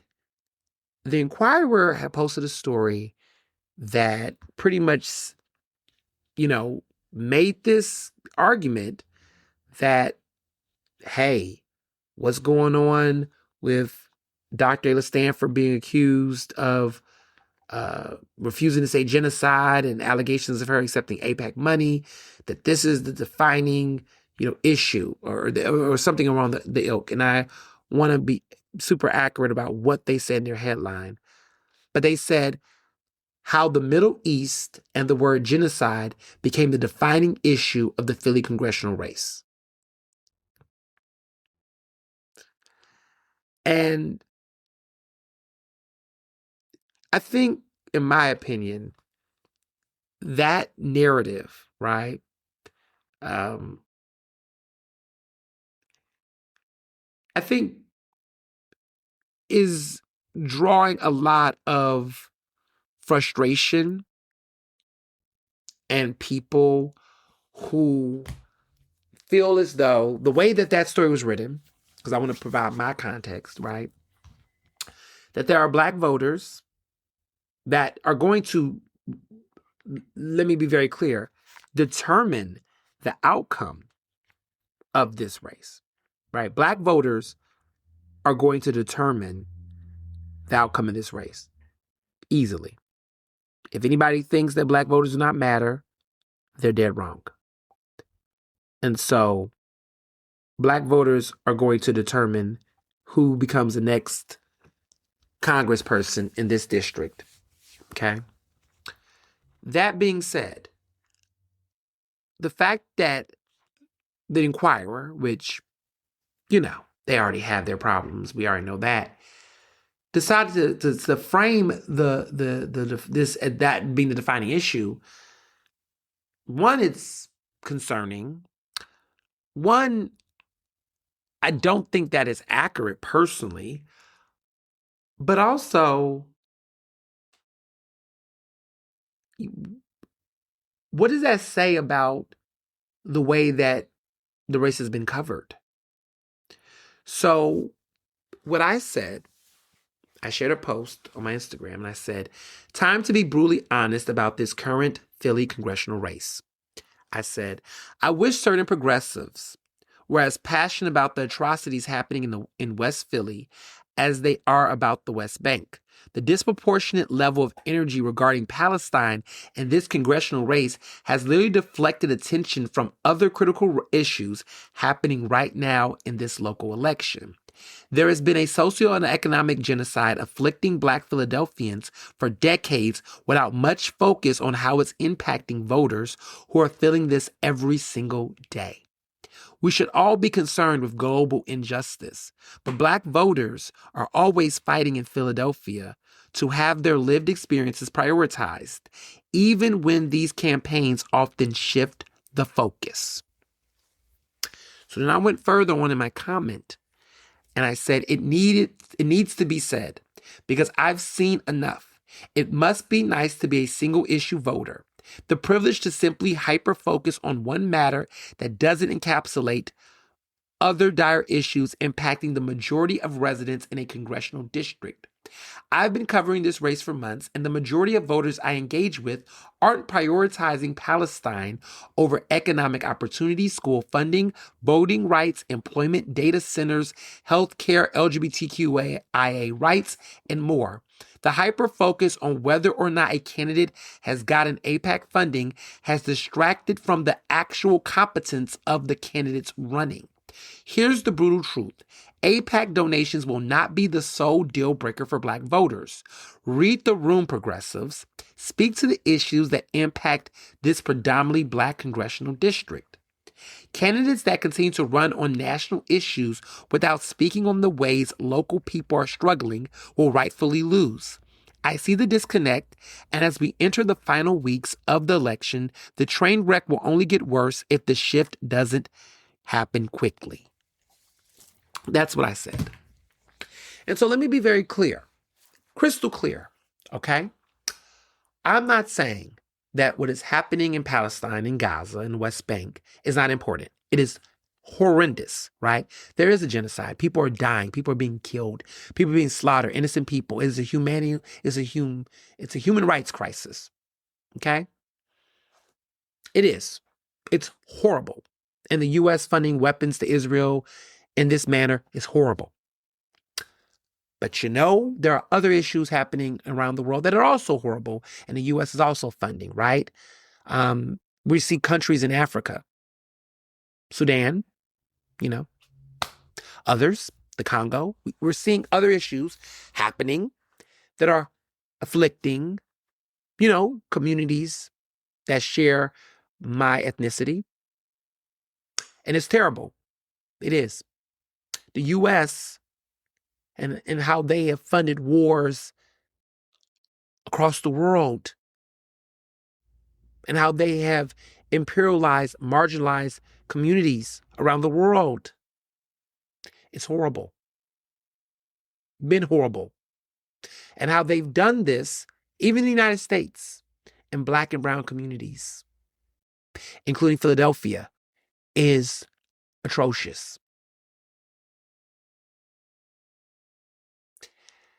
If I'm a candidate and I'm running for Congress and I'm in the poorest congressional district in my state,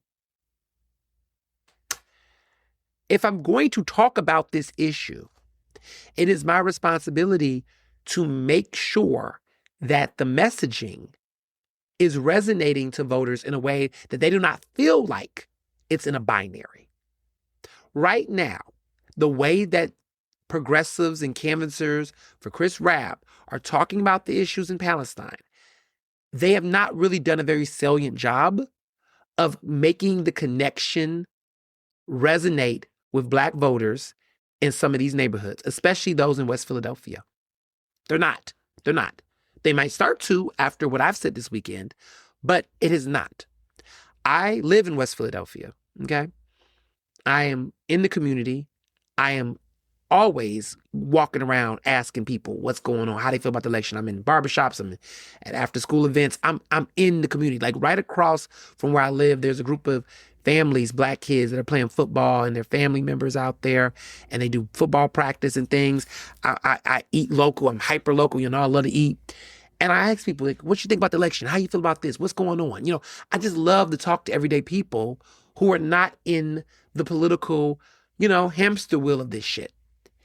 And what I kept hearing on Thursday was people being frustrated in their neighborhoods when Rabb's team decided to bring Hassan Piker. He's this controversial content creator. He's a leftist, but he's been accused of being anti-Black. He's been accused of being offensive. He's been accused of being anti-Semitic. He's been accused of a lot of things. He's got strong opinions. He is a fire wheel cracker, but the progressives like him. He has some strong progressive views, some of which I do agree with. But I think that because he's not Black, he benefits as a non-Black progressive and taking these very loud, bold stances on issues and being as brash as he can be without facing certain repercussions that if a Black person did, wouldn't, right? I always tell people, think about the fact that in the squad, just for example, right?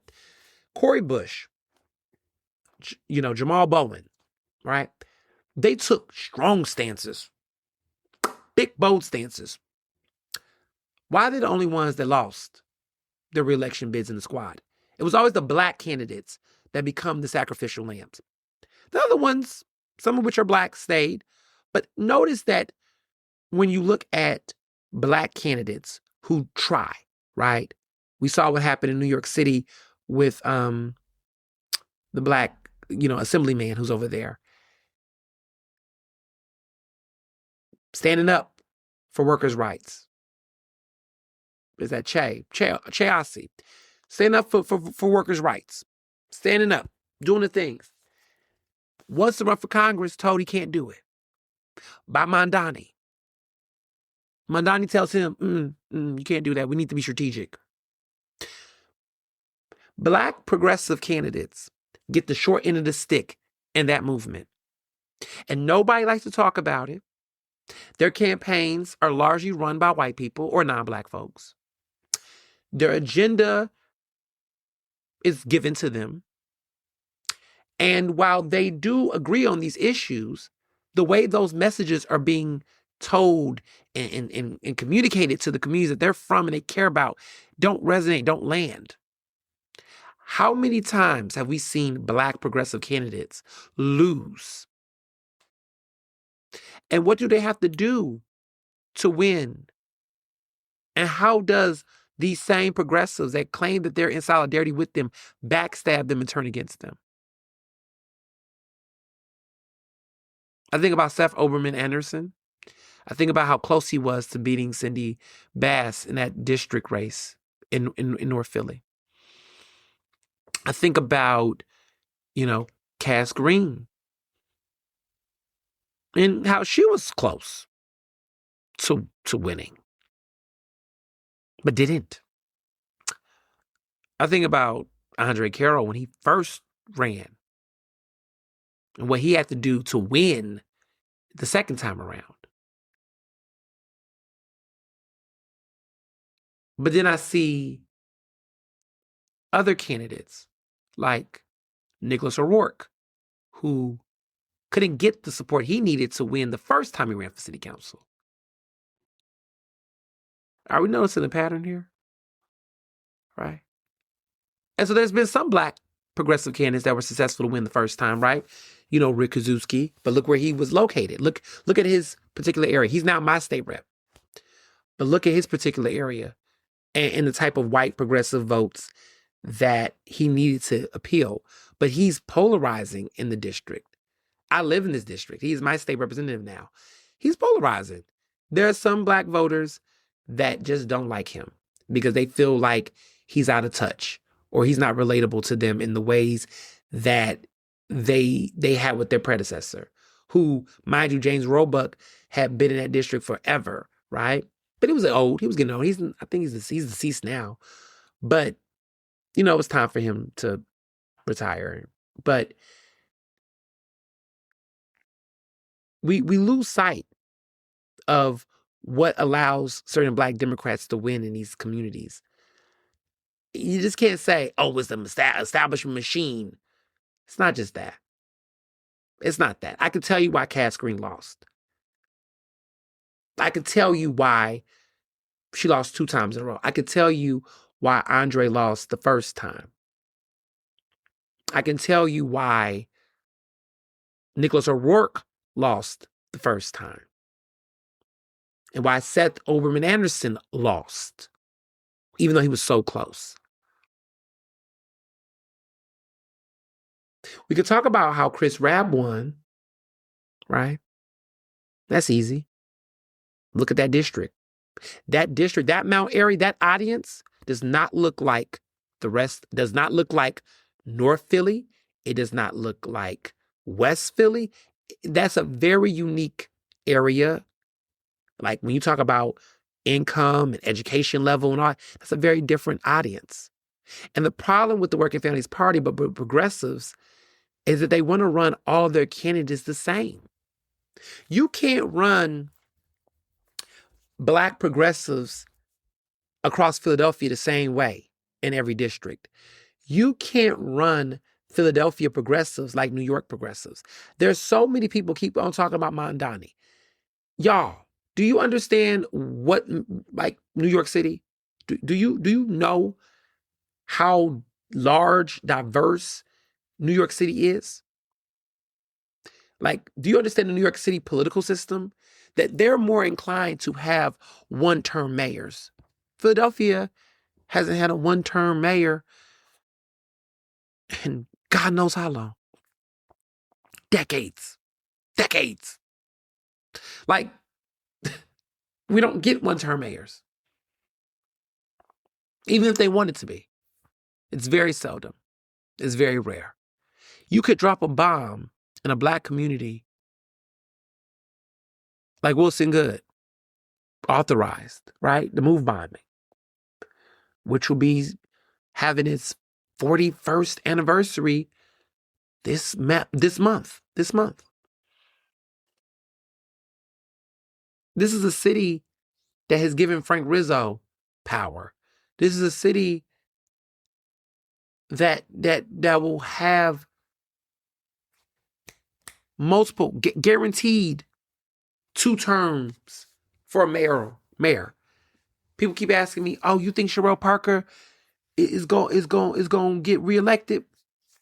I think it is a very 9 out of 10 chance that she will get reelected. I think if I was a betting person, it will be wiser to bet she'll be reelected than say she won't. Because the $1 million question will be, who's going to run against her and how will they pull it off? I'm not saying she doesn't deserve to be challenged. Like, don't put words in my mouth, right? And I think that's the problem, is that you can see an idea be great, but if the execution is not sticking, you got to call it for what it is. So there were people that tried to, tangle and twist my words, tried to say that I don't care about the issue, that I don't think Palestine is a priority, that it doesn't matter. I didn't say any of that. What I'm saying is that the way that the Palestine matter has been discussed and been messaged to voters, particularly Black voters in this congressional race, has made it look like it is a global issue, a national issue, rather than an issue that they can resonate and connect with. You ain't got to tell me that, but I don't work on the campaign. And it's not my job to do all that labor and that work. No, it's not. Because I can't talk to all those voters. I'm not here to influence the outcome of an election. I'm just here to give people the information and they make their own decisions. But I'm not here to do that labor. I'm not. It's not my issue, not my sole issue. Is it an issue we've talked about on the podcast? Absolutely. We definitely have talked about this throughout.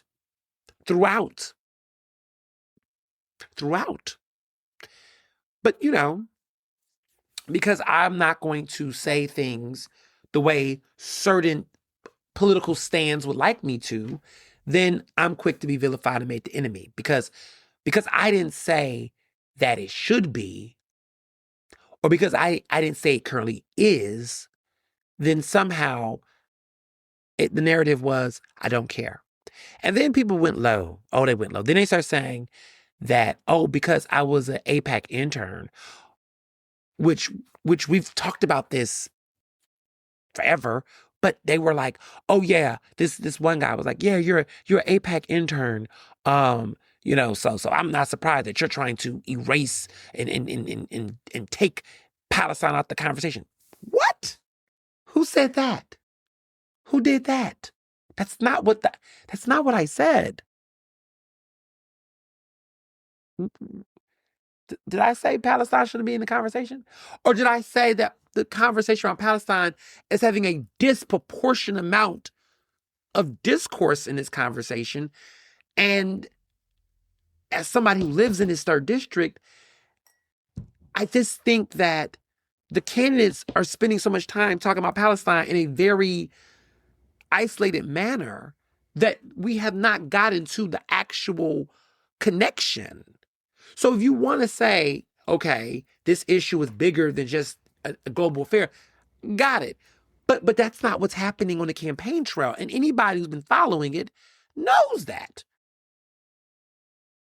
The conversation has been simple. It's been, Dr. Taylor Stanford, call it a genocide. Say genocide. Say genocide. That's the conversation. Getting Dr. Taylor Stanford to acknowledge genocide, that's the biggest issue that is concerning Black voters in one of the poorest congressional districts in the country. That's what we're doing. That's the most important thing. Like, I just want to understand the connection. That's the hill you're dying on, which is why I'm saying to people that if that's the way we're going to contextualize the issue, it's not going to land. Because when I'm in these barbershops and I'm having to engage people, they're saying to me, they want that lady to speak on the issue that that's not even impacting us in Philly. I'm like, well, hold on. This issue has some connections. Well, that's not what I heard. And I'm having to be in a barbershop and say, hey, government could be funding things better. They don't have to. I'm saying all of these things to make these dots, but like, I have to take a step back and go, wait a minute, I'm not canvassing for Chris Rabb. I'm not working the campaign. This is the part where I have to recognize I'm wearing too many different motherfucking hats. Hold on, let me take my hat off. I need to listen to what's being said and get it back to the community. And if the Rab campaign or any of these candidates don't care about the facts I'm sharing, fuck what I have to say. But all I'm going to say is that, hey, when the Hillary campaign thought that my critiques about how they were running their campaign in 2016 was going to lead to Trump getting elected, nobody wanted to hear it. When I told the Kamala Harris campaign, you listen, the way that y'all are out here not engaging certain black people in these communities, you need to do a better job. I've been consistent. Check the fucking track record. I wish people stop acting like I ain't been consistent. I've been consistent. I've kept that energy for everybody. Calling me a Democratic shrill, groundbreaking. Oh, calling me an ass kiss to the establishment. Ooh, we've heard that before. Meanwhile, the establishment won't even give me a fucking interview. I'm an ass kiss to the establishment. But who's the one that's been giving the public the biggest information on the Democratic establishment for the past 10 years? Who's been the most consistent journalist calling and speaking truth to power on the Democratic establishment? There's only been one that has been consistently critical of these administrations. Who called for Kenny's his resignation? Who's called for Bobby Heenan? Who's called for Johnny Dock? Who was speaking out against the soda tax and how it would oppress working class people? Who spoke out in defense of DC 33? Who called out Commissioner Outlaw and told her to resign after lying on black protesters and activists around the tear gassing? Don't fuck with me. Don't fuck with me. This is what you don't want. Because I will keep pulling out those receipts. Don't do it. Don't bring your little faulty ass litmus test over here. Because the first time I say no, it's like I never said yes, to quote Beyonce. Don't come over here and dismiss my experiences, my education, my expertise over one particular issue to which you're disagreeing about how I am sharing observations on the ground. Because you're mad. Because you feel like there's more to the story and you want to assign me the labor to do that work. It's not my labor. It's not my responsibility to do all of that work. It's not my job to do campaign messaging, cover a campaign, survive, and do that work. It's not my responsibility. And so to the Chris Rabb supporters, wrong one. I'm not your step and fetch it. I'm not your Negro. I'm not your go do this, go do that. I've covered these races very fairly. Okay? And I know I'm covering them fairly because each of the candidates have their own gripes with me. That's how you know you're covering the race fairly. When no candidate from either side is satisfied. Because the goal is that I'm not here to appease them. I'm here to do the best that I can to make sure that the voters are aware of these candidates and the various topics on the table. I'm not going to be able to zero in and fixate on one particular issue and let that define it. I'm not the Philadelphia Inquirer. The genocide remarks from Dr. Stanford, her lack of thereof, that's one part of the conversation. That's not the only conversation. Okay? Consistently accusing her, and to a certain extent, falsely accusing her of getting funded by AIPAC. AIPAC did not specifically fund her, right? There has been some critiques that the one group, the 314 group or whatever, that in the past has had some relations with AIPAC, but specifically, they have spoken on the record to say that they have not collaborated with AIPAC in any way pertaining to funding Dr. Stanford's campaign. Like, either you believe it or you don't believe it. But at this point, if you think that is going to be the what do I call it? The smoking gun to convince black voters not to vote for her. That's just not true. That's not true. That's not true. Talk to black voters outside of your orbit. And here's what I will tell you about that conversation. There are some black voters that are saying, hey, I have a concern about her getting the super PAC money. I do too. And here's the thing. I've said, hey, the argument to me is super PAC money in general. I think caring about one organization over another, I think super PAC money, I'm not a fan of super PAC money. I've talked about Citizens Unite. I've been consistent on that. Super PAC money in general is just a problem. Money like that in campaigns are a problem regardless, right? There are people who say, listen, they feel as though if the money is coming from AIPAC, which again, there has not been, as a journalist, I have to state the record because look, I'm not trying to get sued. Some of y'all don't have a position to which you can be sued. So you could just go out here and just make very loose accusations without no credibility or not sourcing it, right? She has not been directly funded by AIPAC. That's a fact. The campaign finance reports does not show the American Israel Public Affairs Committee. They're not there. They're not listed. I understand that there are ways that people can move money on things. That's a whole other conversation, right? So people who've donated to AIPAC are donating to her campaign. But here's a real messy, slippery slope about that argument. There are people who donate to AIPAC that's low-key donating to a lot of different candidates that are not necessarily, they are progressive, they're not, I think we got to be very careful with the type of assumptions we make, right? Because when you start going the whole, they donate to this group, then do you know who your donors are donating to outside of just you? Because there are some donors who will donate to Rab, but then donate to Mayor Parker or donate to some, you gotta be very careful. See, I think that this is a reach, and the reach is drawing conclusions that may not land. And that's what I think some black voters are struggling with. Some of them have said, listen, if she's getting money from places like that, that's a red flag for me. It makes me question integrity. Fair.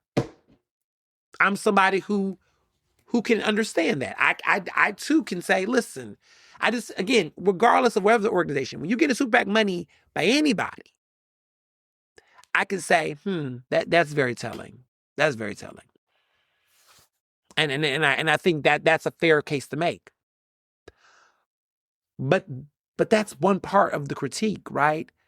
That's one part. For some people, that's it. But that's not everything. For every voter, for every black voter, for the black voters I'm talking to, and just in general, that's not enough.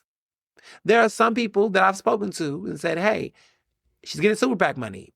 She's getting money that people are questioning.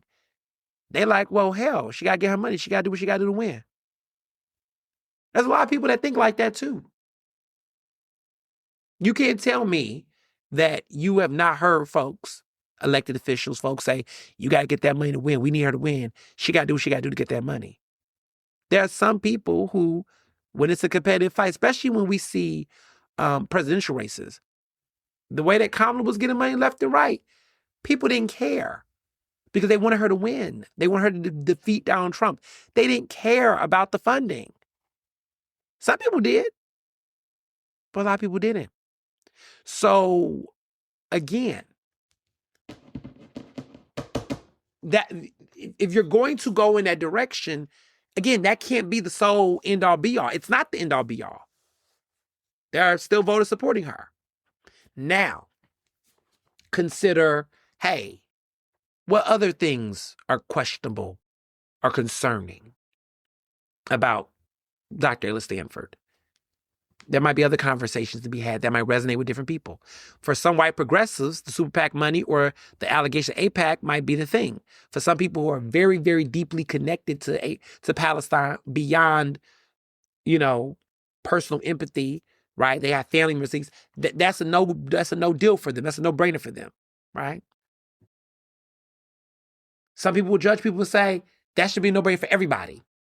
That's not your place to make moral judgment calls on other people and how they live their lives. Full stop, in my opinion. Because I could do that with a lot of folks.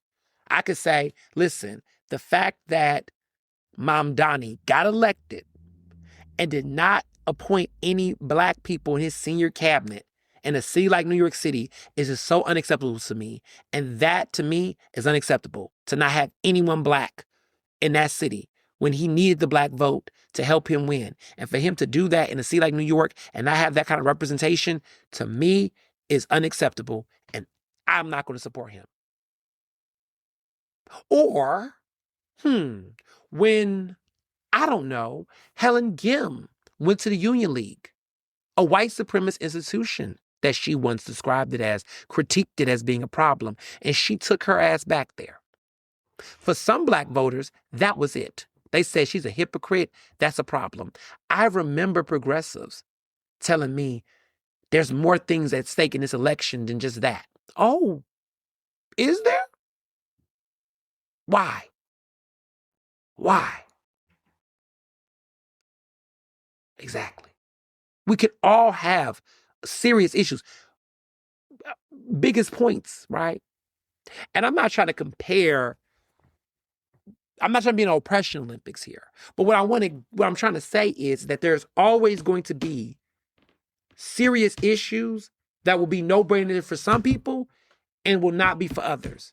And it's not my place to judge what it is, because I was told that when I said that when Helen Gim went to the Union League, I had the same progressives that are now saying, hey, some of them that are saying that this issue around AIPAC and the institution that it is, that affiliation, that's a no starter, right?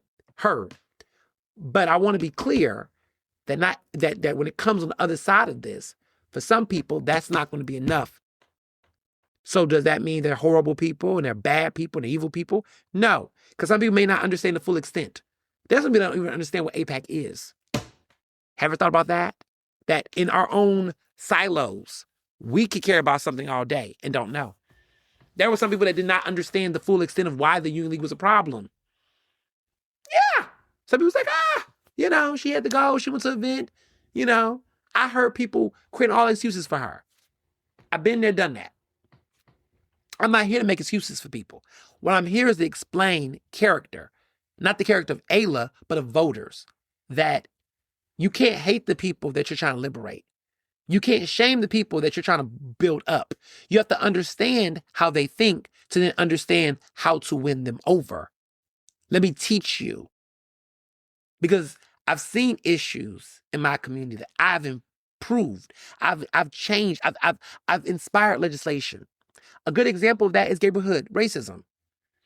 I understood that initially when I was talking about racism in the neighborhood, there were straight black folks in my communities, legislators, that were like, okay, it's a gay bar, who cares? I was like, nah, y'all. Let me break this down for y'all. If they're going to discriminate on our dress code policies, because that's what they were doing, I had to explain to straight people, black straight people in my community, say, hey, it's not just because we're gay. It's gay bars, and I get that, right? You think it's a gay issue, and I can see how you can see it that way, but let me explain it. They are racially profiling us at these bars. The bars are gay, but it's a bar nonetheless. And if they will do that to us, that will then create a culture where we're normalizing it in bars all across. And then I started explaining it that way to say, this is not a gay issue. This is a civil rights issue. This is an issue that we should care about because I'm going to show you the local connections here.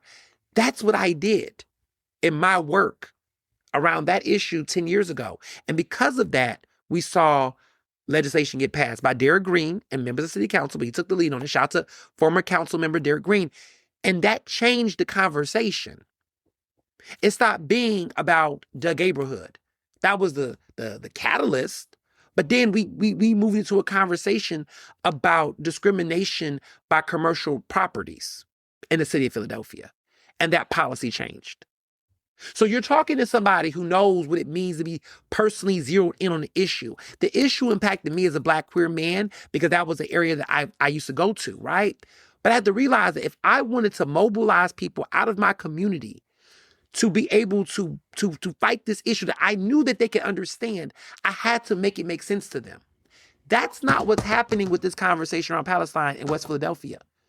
There's not a connection between the West Bank and West Philadelphia, and we're not making it resonate and sound enough, right? Progressives are not doing that. They're not making it clear on why this is an issue and why they should vote for who they're voting for. It's not landing that way. And so to bring Hassan Piker to West Philadelphia, there are West Philadelphia residents that have lived in that neighborhood for years at Malcolm X Park and said, Chris Rabb ain't never came around here. Well, first of all, I had to tell them, well, he's not your state rep. He's a state rep in around there in Mount Airy, so that's why you don't see him. But they said to me, well, it was all these people here, all these weirdos, which I had to say, well, what you mean by weirdos? Which then meant, in many ways, gentrifiers. They thought the people that were in the neighborhood did not look like they were a part of the neighborhood, some of the folks that were there. They said that it was all these white people, and they said that they just came and they were loud and it was weird. They didn't understand the folks in the neighborhood. And I was like, okay, I'm trying to say, hey, don't call them weirdos, but let's unpack it because I'm listening. You know, if I can tone police all day, but that's not what I wanted to do. I wanted to listen without judgment because I want to understand what they were saying. And what came across as politically incorrect as some of the stuff they were saying, but what they were getting to was that they felt like the neighborhood was being a pawn. They felt like Chris Rabb went there for a photo op. They felt like there was a disruption of their day-to-day. And they felt uncomfortable. And they felt like a politician was politicianing in their neighborhood. And some of them said, he's never coming back here. And I was like, I don't know about that. If he gets elected, he, most likely will. But they just wasn't buying it. And as I started talking to them about who were they thinking about voting for and why. One of the most compelling, strong things that people say about Dr. Ayla Stanford is that they seen her. She's given them vaccinations. She's done events. They know her. What they say about Shreve Street, they say, look, they know his father. They say his father was one of the best mayors they've ever known. They talk about how they know where he stands, that he shows up, that he's been showing up, and they remember him when he was younger, and they heard stories. There's a familiarity with him, right? And those things matter in Philadelphia. They may not matter as much in New York. New York will take an outsider or somebody that's, different any day. But Philadelphia, the way politics move in Philadelphia is very different. With Cass Green, I remember the Almond Brown conversations. And they kept saying, Almond Brown getting Jeffrey Yass money. It was the same kind of conversation. And listen, Jeffrey Yass is a whole problem. You're not going to ever get pushback on me. But I just remember the whole conversation kept being Jeffrey Yass, Jeffrey Yass. I remember folks was in there like, who the hell is Jeffrey Yass? I'm like, well, first of all. But they didn't know who Jeffrey Yass was. So they were like, okay, they didn't care. Does that mean they shouldn't have cared? Oh, absolutely they should have cared, right?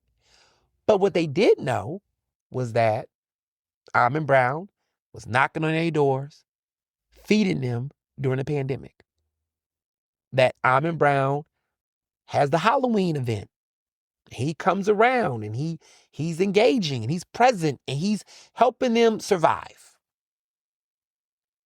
They didn't know too much about Cass Green. Some people knew Cass Green, some of her family members and stuff. And she was close this time around. And I think that the second time she ran, she did run a little bit harder. But still,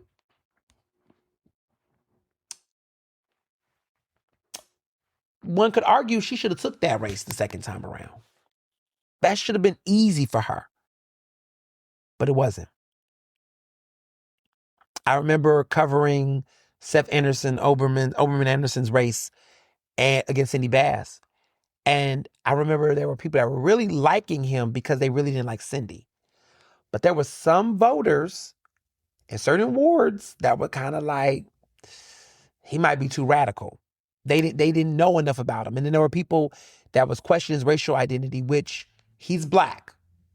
But because they didn't know him enough. And even questions about restaurants. I remember it was so random, but there was a question about what places he liked to eat in the area, in Germantown area, whatever. And somebody just said that it just sounded very cliche, or they just felt like he didn't know the neighborhood, like he didn't know the restaurants. Because I think he said like Chinese takeout. And I remember someone was just being like, Chinese takeout? What? What? And it just those things. Look, college educated, political majors, people like myself, yeah, I'm educated in a certain type of way that I'm like, okay, I can get beyond those type of things. But I have to also understand that we're in a city where media literacy is very low. Media literacy. We already got illiteracy, but we also have media literacy, right? And so people are not necessarily going to be as fully invested in the ways that I personally am. They're not going to follow every single moment of an election. And at a time like this, right, where we're like literally, 2 to 3 weeks away from the election, now most people are going to probably start giving a damn more. We're about to be 2 weeks away from the election. 2 weeks away from the election. And most people are probably going to begin to start paying attention now. This has been a long ass race. But I want to get back to something else earlier. So there were some people that tried to weaponize my traumatic experience that I had as an intern at APAC as if to dismiss what the fuck I got to say. And I want to make this very extra clear. Very, very, very crispy clear. Yes, in 2012, because I think context matters. In 2012, I was an intern at APAC. I got a trip to Israel, all expenses paid. It was one of the first times I went abroad in my life. In 2012, the way that APAC was being discussed in most mainstream media, in politics, it was considered a bipartisan organization. Obama, who I looked up to, several Democrats, Republicans, everybody, this was an issue where the narrative was a safe Israel will make a safe America. This is an organization that also fights against anti-Semitism. If you are somebody who cares about these issues, this is a safe organization to be a part of, because it wasn't a far left organization, far right organization. We wasn't even using words like far right and far left, but it was a very neutral. It was framed as a neutral organization, and I grew up in a Christian household. Israel was treated, in a Christian sense of an ally to, my understanding of faith. This is, again, I'm 20 years old, okay? I'm not 34.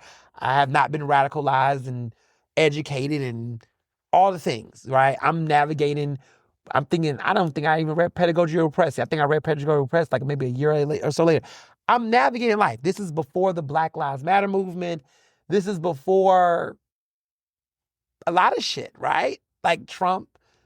Like, this is before a lot of folks, even some of your faves, was woke on any of this shit. I was not woke to this shit. No one was having these conversations now on a mainstream level. Let's be for real, right? I mean, clearly there were people talking about it, but on a larger scale, the conversations and concerns out loud about APAC were not there. I know that for a fact, because I also recognized that even back then, if you criticized APAC, people framed it as you're being anti-Semitic. We know this, right? So, yeah, at 20 years old, I didn't know. It wasn't the place I ran to. I was trying to get an internship at the Congressional Black Caucus, couldn't get that. I actually got recruited. Someone invited me to an event. I networked. I saw all these elected officials like John Lewis. I saw Debbie Wasserman Schultz. I saw Obama. I saw all these people. And I'm just like, okay, seem like this is a decent space. I'm naive. I'm Shit, I'm young. I'm like, look like everybody. Okay, we want to create a nuclear. I think they said a nuclear-free Iran. They didn't want nuclear weapons in Iran. Like that was the narrative. The narrative at that point was you're supporting a nuclear-free Iran to protect Israel, which was considered a major ally to the United States and to protect Jewish people and to protect folks. That's all I knew. That's all that was being said back then. And so I'm very clear on my naivety. You don't know what you don't know. And clearly, I was tokenized. I was recruited in a certain type of way. I go on this trip with Black students from all over America and HBCUs. We're all going to Israel. This is for some of us, a spiritual experience. We're going to a holy land, right? We're going to orphanages. We're seeing this. It was a very cookie cutter experience. But again, not knowing what I don't know. Not knowing it. I'm acknowledging that. I've always acknowledged that at that point. Shit, I didn't know that then. Get the internship. They're taking care of my travel, all the things. I'm like, okay, this is a group that is invested in my success. I went to a school like Penn where I dealt with a lot of racism at Penn. I'm having this opportunity by a group of people that is giving me what I believe to be an opportunity that's going to help me. I mean, who hasn't been through that shit if you Black? Yeah, if you white, I don't know. Shit, I don't know. Must be nice. But being Black, coming from where I'm coming from, getting an opportunity like that, a lot of us been there, have worked for people, worked for places, been at places, thought that it was you could be changed. You was doing something meaningful, didn't know what the fuck you was walking yourself into. Damn sure did not, clearly. And went through that internship and dealt with a lot of microaggressions, dealt with a lot of, all types of weird shit. And talked about this in full in a piece I wrote for Philadelphia Magazine. You can Google it, What a Trip to Israel Taught Me About Anti-Semitism and Racism. Wrote all about this. Wrote about this in 2020. Wrote about this 6 years ago. My experience was 14 years ago. Wrote about this before October 7th, before other people decided to speak about AIPAC. I did that. And the moment I spoke up, I was surveilled. I was criticized. I was told instantly, oh, you're anti-Semitic. Look at you saying this about this and this. Oh, y'all don't fucking know. So to hear progressives, some of these progressives, try to act like I'm in bed with AIPAC right now, that I am on the side of them, I'm defending them. Fuck you. You don't know what the fuck you're talking about. Just because you don't like how I am conveying information does not mean you get to spread disinformation about me and lie on my experience. And then to mischaracterize it and throw it like as if I'm some op. Like, what? Go play with something safe. Don't fuck with me. No, don't do that. We're not going to do that. We're not going to do that. I can't, and it's never, and let's be clear, they're not Black. Because they never are. Because it is a level of anti-Blackness. And I'm going to stand on this. When you take a racist experience, a vulnerable Black person, a young Black man, young Black queer man, in a very vulnerable experience, and you take that and you weaponize that against them in a conversation, a critique, and not put out the context. So you're gonna frame it like, oh, you got a free trip to Israel and you wrote an article about it. That's what the fuck we doing? That's how we gonna tell that story? That's how we gonna tell that story? That's like, don't even get me started.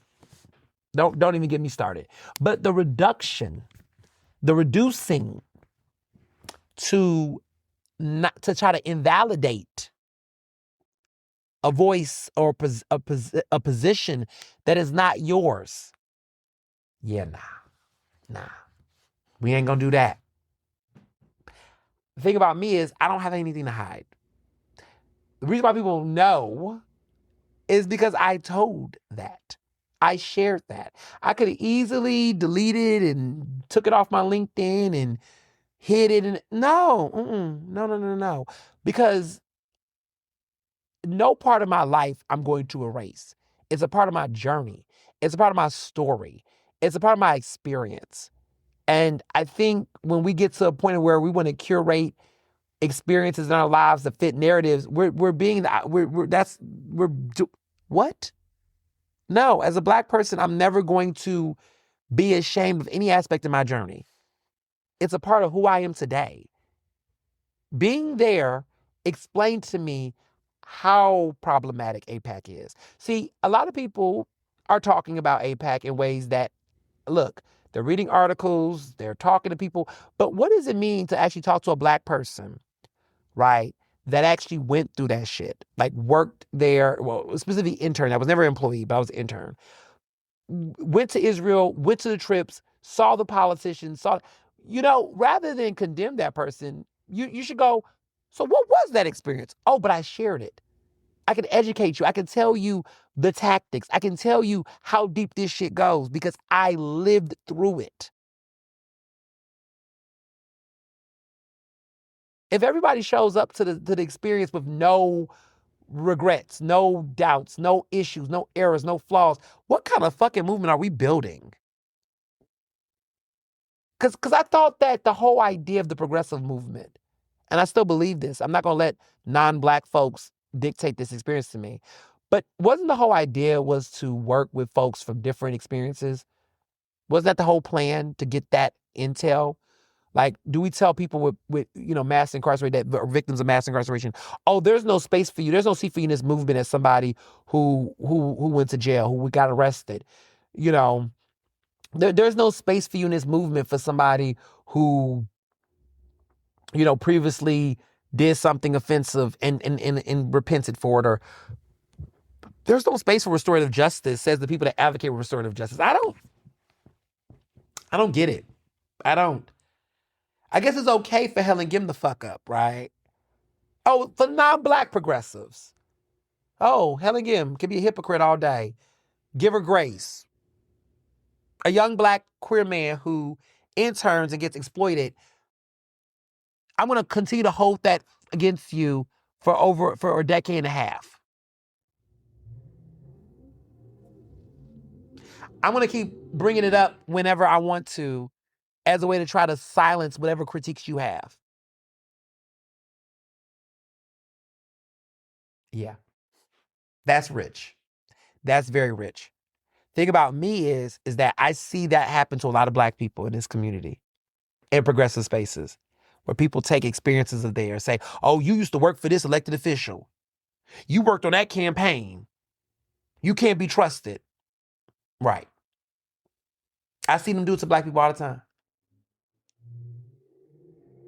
And so if I was Chris Rabb, I would look deep at my team. I would just, free advice. I would look deep into my team. And I would look at how they're acting and how they're treating other Black people. Brother to brother, just say. And I would say, yeah, y'all gotta chill. That ain't it. That ain't it. You got to take a moment to say, there's another way to communicate this, because when people see people do those things to people like me, you know what I get told? That's why I don't deal with them. That's what they say. That's why I don't deal with them. That's why I don't give a fuck about this issue. That's why I don't talk about this. You see how they do? You see how they do their own? Because literally progressives will eat their own faster than Republicans can. Who needs a Republican in Philadelphia when the progressives will annihilate themselves? They will be quick to take themselves out. They will cut their nose and smite their face. They will do their own fuck ups.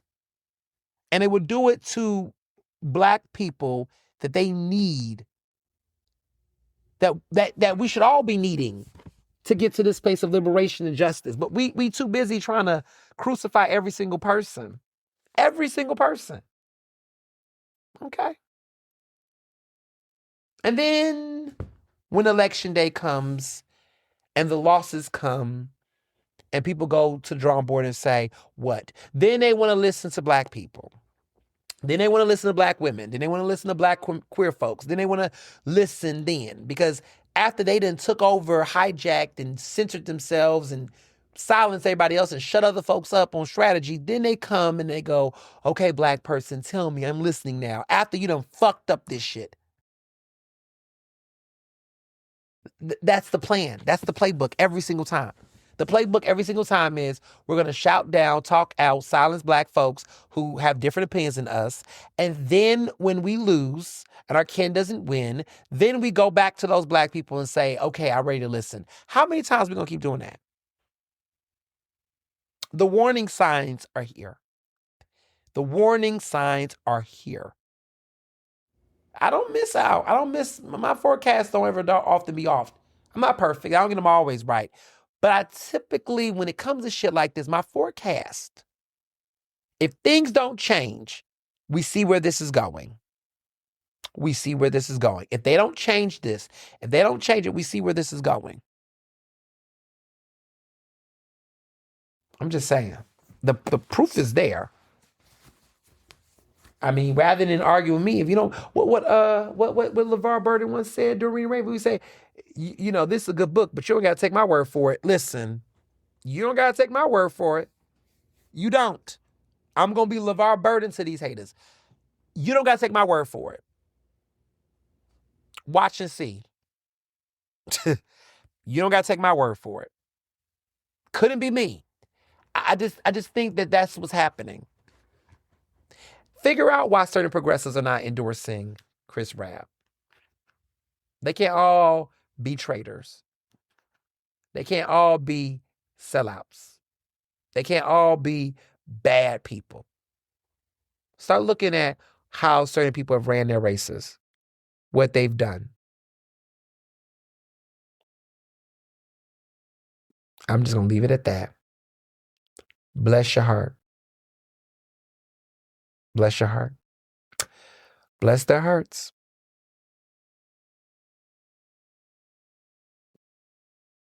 Mm. Mm. Mm, mm, mm.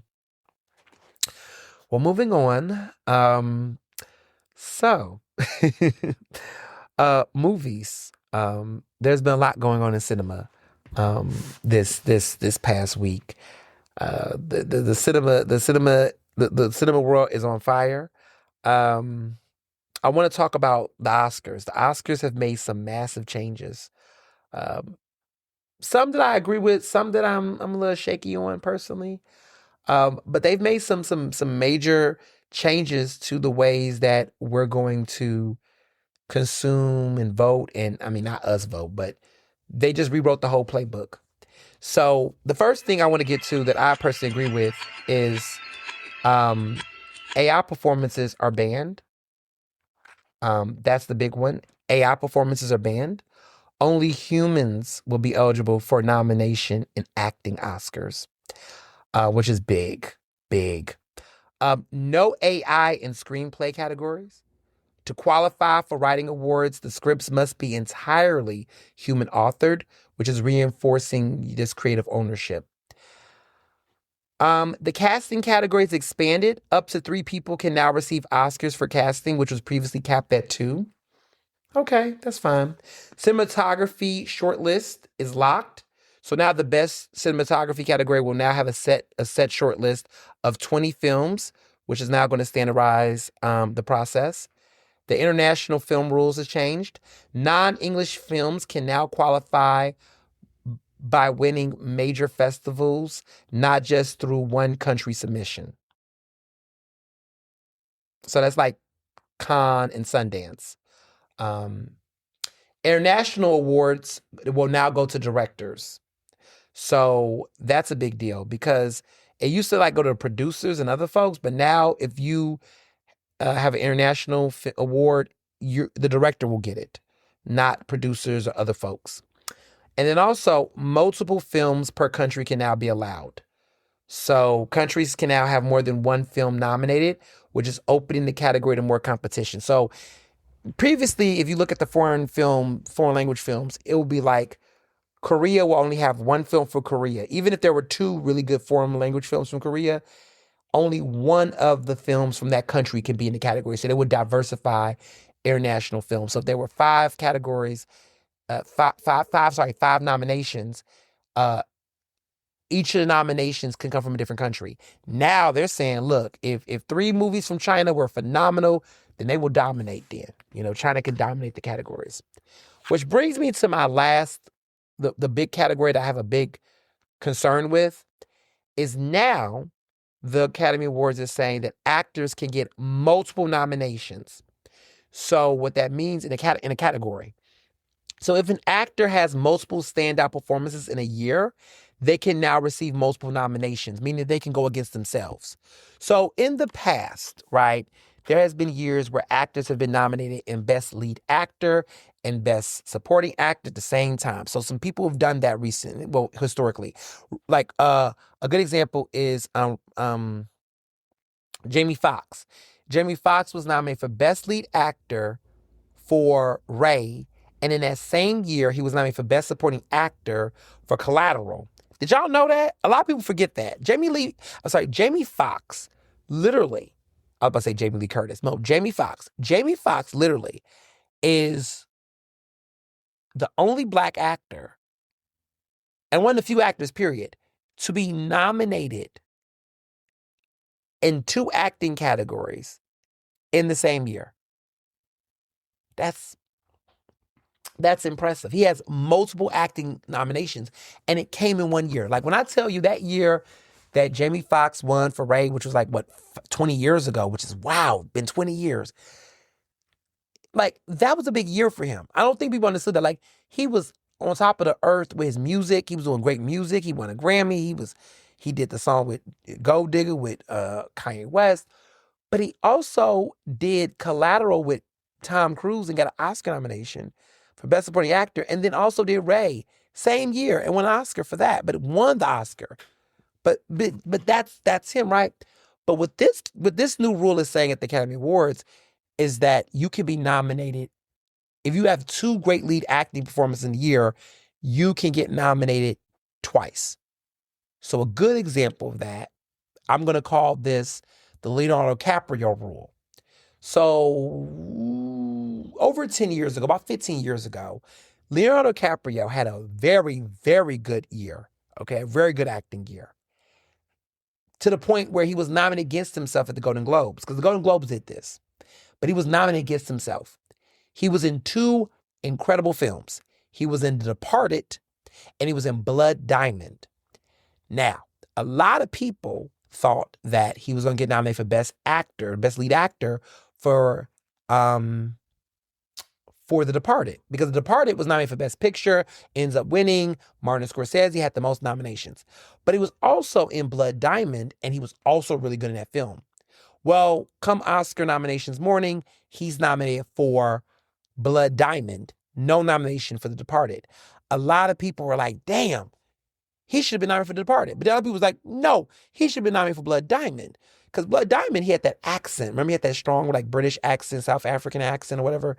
He was really good in it. But he only got nominated for one film because he could only get nominated for one film. Well, according to the Academy Awards, if that was this year, next year, based on the rules, Leonardo DiCaprio would have had, I really think Leonardo DiCaprio would have had 2 Oscar nominations in the same category that year. So that's the new rules. I don't know if I like that. Personally. I don't know if I like that because I feel like, okay, I get multiple nominations for different countries, but countries are not people. Countries are countries, right? Those films, however, have different crafts, different crafts. Like they have different, representation, different stories. So that's different. I just feel like if an actor is getting nominated multiple times in a category, especially a human category, it just kind of feels like, I don't know. I feel like it's a lot already to put them. I get Best Supporting Actor, Best Lead Actor. I do think that's fair. So I've seen Kate Winslet. Did Kate Winslet do that? No, she did not. Did she? Well, no, that was interesting. So Kate Winslet, I feel like I call it category fraud, but that's another story for another day. Kate Winslet should have been nominated for Best Lead Actress for Revolutionary Road, And then she should have been nominated for Best Supporting Actress for The Reader. But she ended up getting nominated for The Reader and Lead Actress. And I think that she didn't get Revolutionary Road nomination, even though I thought she was incredible in that film, because of the fact that they don't do two lead actor performances. So that's what ended up happening. Anyway, I think about Scarlett Johansson. One year, she was nominated for two roles. She was nominated for Best Lead Actress for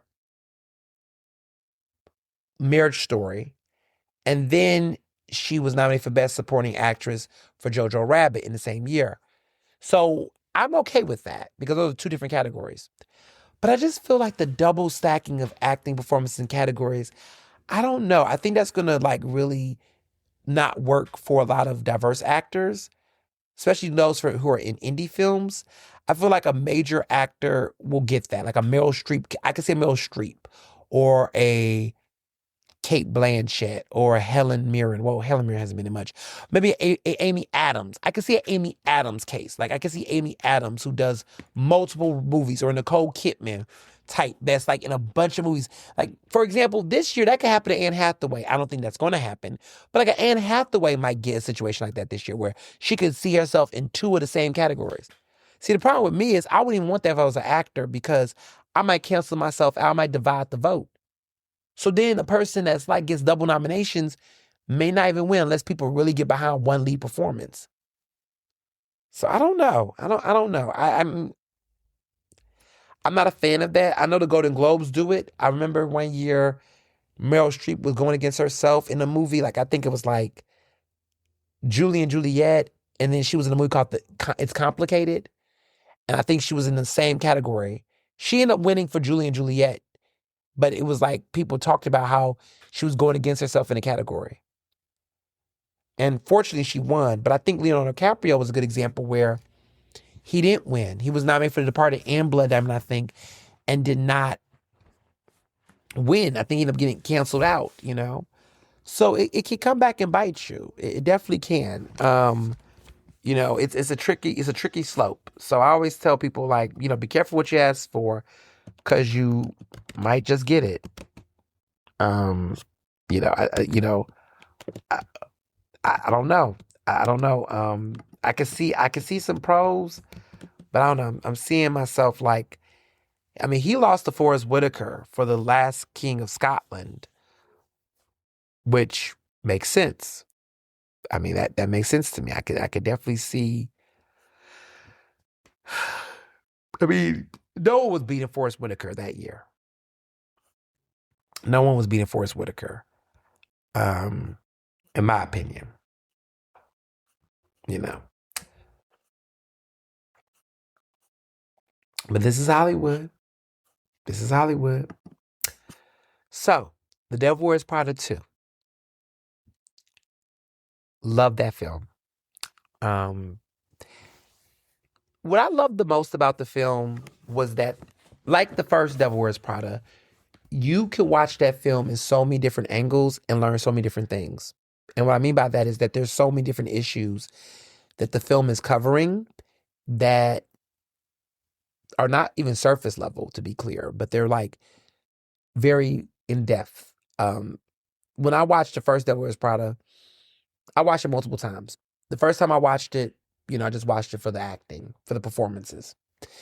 Next time I watched it, I was like really interested in this story about journalism and the critique around journalism and the industry at the time. Then I watched it about fashion, like about the fashion industry itself, like what it was saying about the fashion industry. Then as I got older, I watched it as a critique on labor, like on actual work culture and the dynamics of work culture and all that. There's just so many different angles and the different framing of the way that you watch it. It is. I have to confess, I've watched The Devil Wears Prada 2, 3 times already. I love it. I've watched it 3 times. And the first time I watched it, you know, I just tried to watch it to just really get into comparing it to the original film, which I just think it does everything that a sequel is supposed to do. I think some people don't understand sequels. I think they're too busy. I think what's funny is that this was a smart sequel that was done the way that a sequel should be. I think everything about it was so genius. It's not a sequel that is trying to pick up where it last left off in terms of the present, the current time. This is a sequel that actually acknowledges time's passing. It acknowledges the world has changed, and it doesn't meet people where they were, but where they're currently at. And I could appreciate that about it.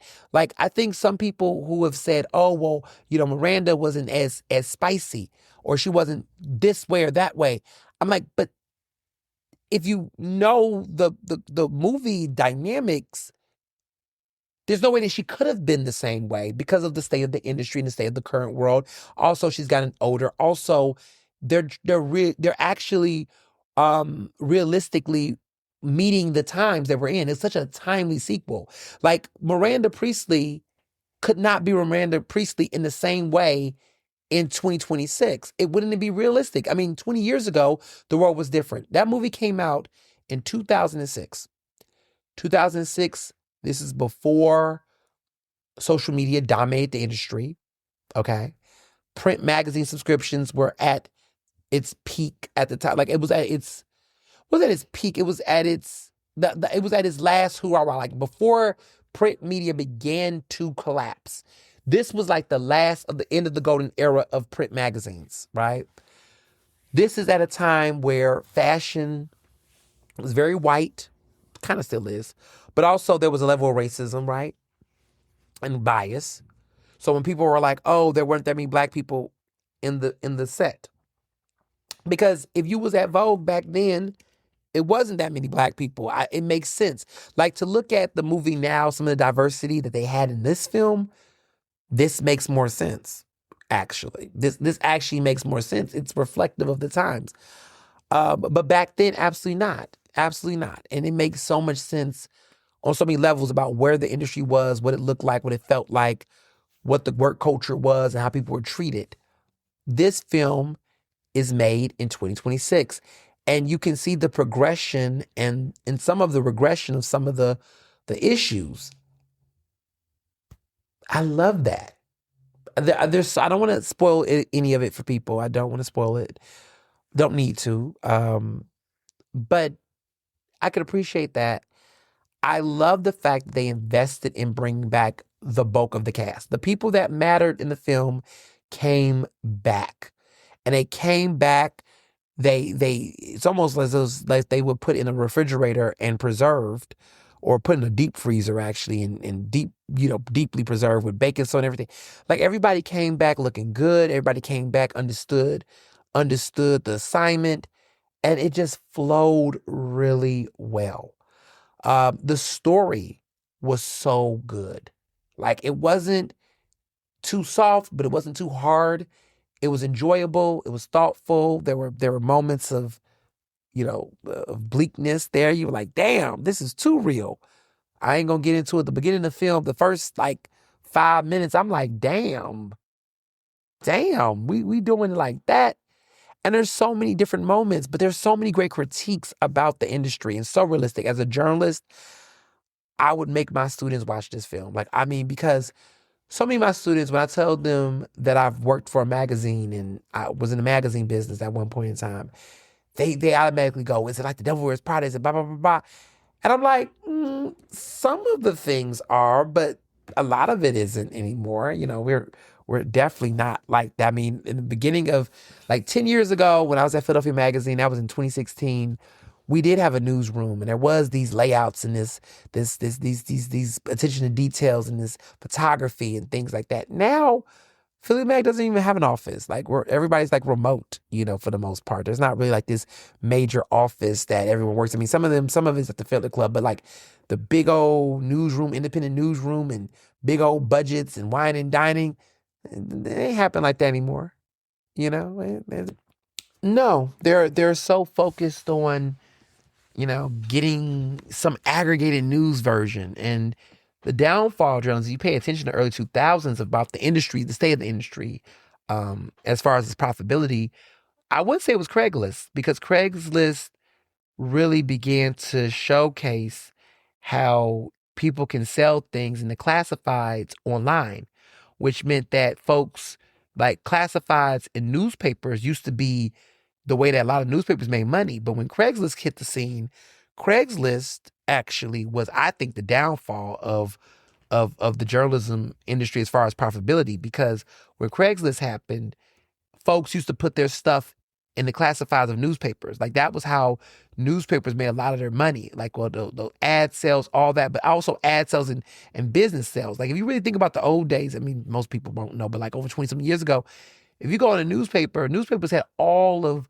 things. If you had listings for property, buildings, jobs, everything was in the newspaper. So people had to spend money for that. And so when people bought a newspaper to get news, part of them was paying money for the news, but they was also paying for money to get information on how to buy a house, or where to buy stuff, where to get reviews, recipes. All of that shit was there. The internet was there. People was putting stuff on the internet, but it wasn't really organized. Newspapers, magazines, that was the concrete way to get guaranteed information. Huffington Post. Ooh, I gotta say that because I used to write for them, back in the day. When Huffington Post came around and started doing this thing called aggregate news, which is basically taking information off of newspapers and putting it online, and they were able to have the fair use law. The fair use law allowed them not to be sued or have to pay money for it because it was fair use, because they weren't necessarily copy, pasting, and plagiarizing. So the paraphrase and summarize, that was considered fair use. So when they started doing aggregated news, like Huffington Post made that famous. They would just basically look at newspaper articles all across the country and just do these like small write-ups. And so people, once the internet really started popping, people started going to Huffington Post to read what the news were. So then people less and less was reading newspapers. And then Craigslist was doing what they was doing. And then next thing you know, advertisers are going, wait a minute, you're putting your shit on the internet? Well, then let me put my ads on these internet articles. They started doing that. But then social media began to blow up. And what really killed journalism, funding, not the industry, because we still need journalism, but what started killing the journalism funding was that when social media happened, like especially Facebook, right? They started collecting data on, users. So advertisers online are saying, why are we putting our ad money in magazines or newspapers or even, online articles when we can specifically target our ads to a specific audience? And Facebook has all that data. And because they got all this data, we would be better off investing our money in advertisements that would directly target these people where they're most engaged, because people are going to be more engaged on social media pages than they will be on news articles and things like that. So when that happened, that began to really drain the ad revenue out of print media specifically, but also digital media. And so then that's why in the mid 2010s, you saw this mass exodus of like digital layoffs and publications getting cut and BuzzFeed shrinking. Like I remember BuzzFeed was on top of the world. All of that, Vox, all these places began to cut their budgets. Vice got obliterated. Like all these places began to lose money because the pivot to social media happened. And then the nail in the coffin, this is when it got worse, was that social media, right? Facebook had a relationship with the digital online websites, right? They would say, look, we will direct Google, and all the analytics will direct people for news, will direct people to your articles to look up stuff. So then when people will look up articles, Google had it systematically set up where if you looked up information on something, it would direct you straight to an article. So you could click on the article and read it. And that's how traffic was happening for news sites and publications. When AI hit the scene and you got Google using Gemini, when you look up something, people don't even click to the articles no more. The traffic quickly eviscerated on online news outlets. Like the traffic shrunk immediately because Google was supposed to direct people specifically to news articles, and folks would just click on those articles. That's how you get the traffic. So if your articles was on the first pages, of something, people would click, because Google search engines were doing that. Now, if you look up some information, Gemini will automatically do an AI summary that does not require you to click on the article. So it's a wrap when it comes to funding some of this stuff. Like the days of online traffic to do your shit, it ain't clicking like it used to. Now, that's not to say that it's not working for some folks. If you got exclusive, unique content, right? If you got exclusive, unique content, exclusive stories, and you're not just regurgitating and aggregating shit, then you'll still get traffic, right? So like for me, AI can't do all the things that I'm doing, but I'm a one person show in many ways. Like this story I just did, like I didn't have to worry about traffic because it's not an aggregated story. Like that podcast episode I did with Dr. Ayla Stanford's ex-employee, I didn't have to worry about, oh my goodness, will this get traffic? Well, because AI can't abruptly summarize that. People are going to want to listen to that. People are going to want to know the details. It's not enough for AI to just simply write that off and summarize it. So I think the industry has to be a little bit more specific. It cannot be so broad and bland unless they're breaking news like the New York Times. But all these other small little newspapers and publications, they're going to have to work on doing more unique, exclusive breaking news and details and information and deep storytelling to get people to read. Otherwise, these AI systems now will do the trick. And now that Meta and all these other social media platforms are embracing AI, they're no longer working with media outlets like they used to help drive traffic to the content. So, it says something about that. But I say all that to say, which I just digress, but The Devil Wears Prada 2 gets into a lot of these themes and issues in the industry that I really appreciated. There's some great plot twists. There's lots of nostalgia. It's just a really good feel-good movie. And when I think about the sequels that I like of all time, right? Here's some sequels. I love the second Pirates of the Caribbean. I thought the second Pirates of the Caribbean sequel was awesome. Now they started doing more sequels, they got crazy. But um, Dead Man's Chest or Case or whatever, I thought that was great. I used to love Pirates of the Caribbean, man. That was an era. Yeah, Pirates of the Caribbean came out 20 years ago. Dead Man's Chest. Yep, I remember that film. Oh, I remember that. That was 20 years ago. Yeah, Pirates of the Caribbean, Dead Man's Chest, that was my film. That was a good one. That was a good one. Um, yeah, that was one. Um, it was popping. I remember people sleep on Pirates of the Caribbean. Pirates of the Caribbean was a big damn deal. That was a big damn that. I mean, I know the movie is people talk about it now, but that was a sequel. That was a sequel. That cultural impact it had. I mean, it was literally 5 films. They made 5 films off of that. They made 5 films. Um, but they were when they were rocking, they were rocking. I can't believe they even made 5 films. And they made 5 films through like 14 years. From 2003, the first one came out in 2003, and then the final one came out in 2017. What a time. What a time. It was a time. Yeah. Um, so much to unpack. So I like Dead Man's Chest. That was one of my other favorites. Um, Bad Boys 2. How can we ignore Bad Boys 2? Bad Boys 2, a classic. Okay. Bad Boys 2, immaculate. Um, The Best Man Holiday, another great sequel. We can't leave them out. Um, hmm. The Godfather Part 2, probably the all-time GOAT of sequels. Those are the ones that just stand out to me. Devil Wears Prada 2, of course. Home Alone 2. We ain't gonna play with Home Alone 2.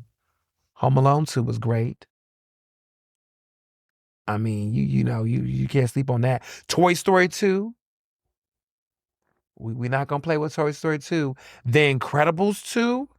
Oh, another goodie. Another good one. Another one. Another one. Okay. Um,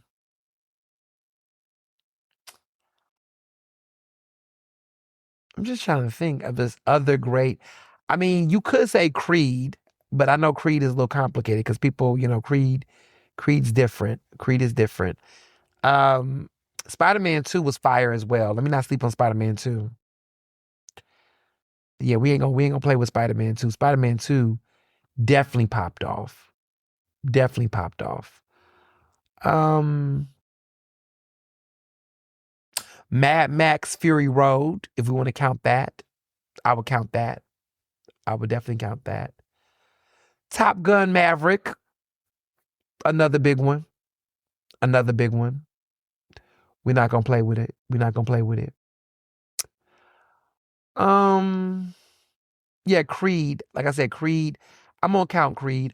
Ooh, Lord of the Rings: The Two Towers. Oh, oh, oh yeah, oh yeah. The Dark Knight. Put some respect on it. Put some respect on the Dark Knight. Definitely gotta do that. Dark Knight is another one, another hit.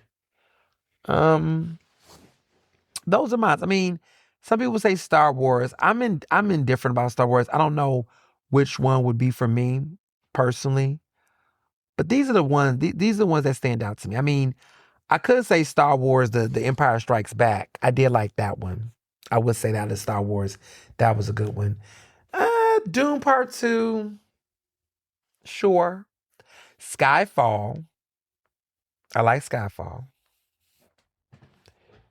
There's more, I guess, but there's some bad sequels too. There's a lot of bad sequels. Ooh, Zootopia 2. Let me not forget. Zootopia 2 did slap. I just saw Zootopia 2. I did like Zootopia 2. Yeah. I also like Ocean's 12. Nobody talks about Ocean's 12 enough.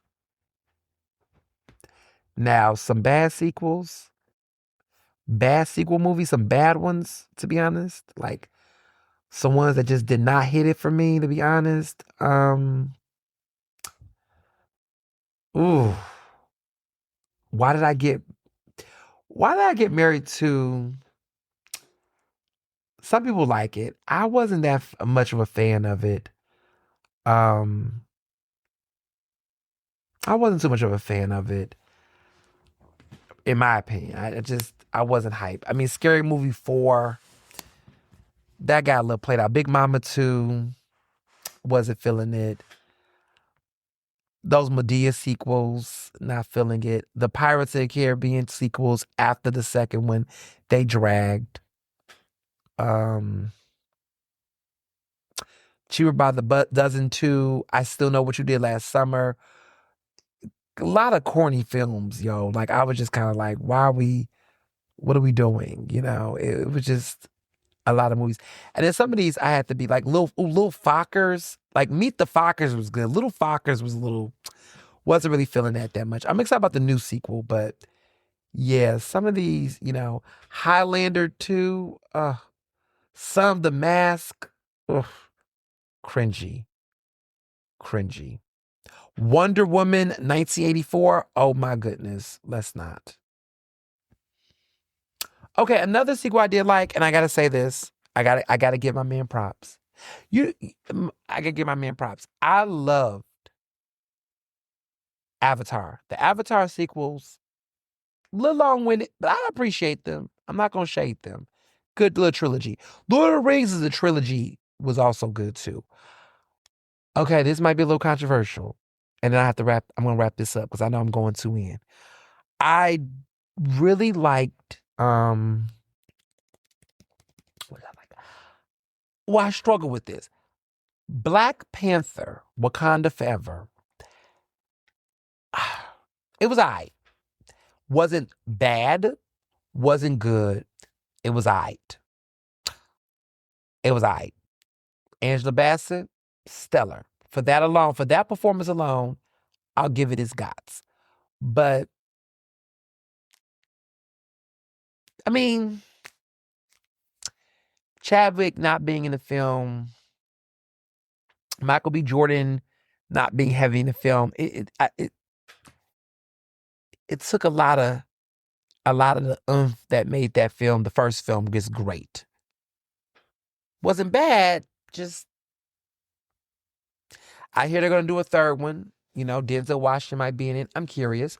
You know what? That makes me bring up another thing. I do like The Equalizer. The Equalizer 2 was good. That was good too. All right. So those are my all-time favorite sequels. Guess there are some good sequels out there. There's some bad ones though. There's some bad ones. A lot of bad ones, as you all can imagine. But no shade. Some of these movie sequels that people talk about, I didn't even like the first one. So if I didn't like the first one, I wasn't going to even give the second one something like Transformers. Like, I'm good on that. Like, I wasn't crazy about Transformers like that. So that's why for me it was just kind of like whatever. The Hangover 3, terrible. Terrible. Terrible. That wasn't good either. Um, in my opinion. Dumb and Dumber 2, terrible. Those Indiana Jones sequels, let's not. And I guess a lot of people agree with me when I say Star Wars: The Rise of Skywalker. That wasn't good either. I just did not get the point of that. But I digress. So with music is interesting with this season. I mean, Madonna is back with another single with Sabrina Carpenter called Bring Your Love.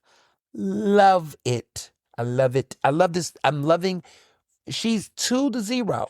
I'm loving both of these songs. They're very different in their feels, but they're in the same family. And I can appreciate that. But I feel so free. It's just, ooh. I've been listening to that nonstop, like for the past every day. Like I listen to that song like maybe 5 times. Like I'm just hooked. It just snaps. And I really do like Bring Your Love too. Sabrina Carpenter does not ruin the song. She actually enhances the song. You know, sometimes a collab can go left, but she brought her own flavor to it, which I can appreciate. Speaking of dance music, Charlie XCX has backpedaled. She said, "Who? I never said I wasn't doing a rock. Who said I was doing a rock album? I mean, I I I thought that's what was being said, but apparently she's backpedaled. She's like, I didn't say I was doing a rock album. Interesting pivot. Very telling. I guess maybe. Speaking of which, Lizzo. And I had to snore. She got a new song. She's remixed that song, Bitch. That was an iconic 90s classic. You know, that I'm a bitch, I'm a mother. Remember that? Maybe some of y'all do. But that was a classic by Meredith Brooks. Classic 90s song. Nothing in between, classic song. But Bitch was a great song. Now, Lizzo wants to reinvent the song. And she's got a new album out called Bitch that's going to come out in June.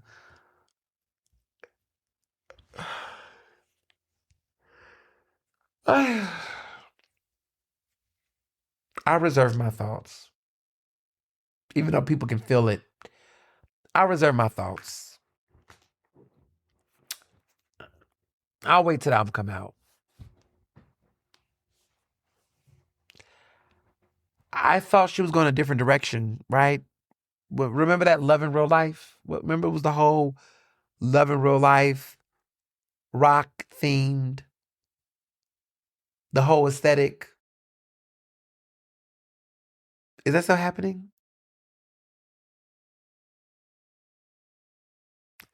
Because I swear that was the whole, like, did she just change direction because it wasn't landing? And I think some of it is that it's gotten generic.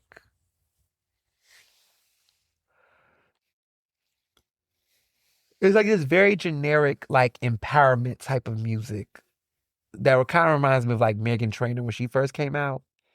And Lizzo was good at that, and uh, but we're also over that. I think we're in a different space as a community, as a world, but we'll see. I digress.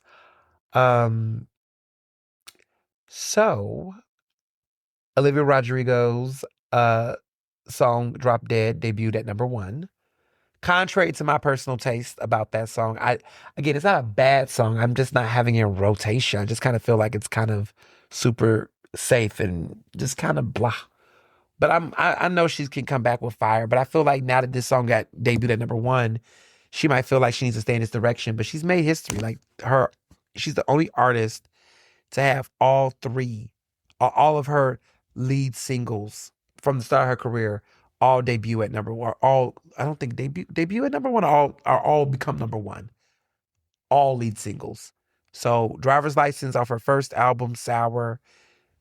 Vampire debuted at number one from Guts, and then now this new single from her new album, um, Drop Dead debuted at number one. So she's number one girl. She can get her some number ones. Consistent, you know. So I just want to hear more. I just want to hear more. And of course, the battle of the boys, the R&B guys. So Duran Bernard's album Bernard came out. Loved the album. Well, okay. Let me clarify that. Maybe love is too strong. I do like the album. I do like it. I loved his album Bloom, which he won the Grammy for, the recent Grammy for. This album is an evolution for him. He's going into the more, I feel like, mainstream crossover with this album. I think the straights are going to really love it. I I like it, I do, but I think I get it. I do. This is like, okay, the best way to describe this, even though this might be a little extreme, this is when Beyonce gave us I Am Sasha Fierce. This is that album that this is what took her into another ethers of mainstreamdom. And I know she was already mainstream before then, but this was when she solidified herself in a different type of way. I feel like Duran Bernard, he's made some very great experimental contemporary R&B music, and it's flavorful, and Bloom is just a good example of that. But I feel like he definitely got this more well polished. I mean, he's got Raphael Sadiq working on the song. He got a track with Big Sean. Big Sean seems like he's in everybody's music right now. He's made some really great collaborations. This is a very polished, well produced, well curated album, you know, and I can appreciate that. I can, and I get it. And it's definitely not a bad album. I just I get it. I get it. And I'm not shitting on it. I just think that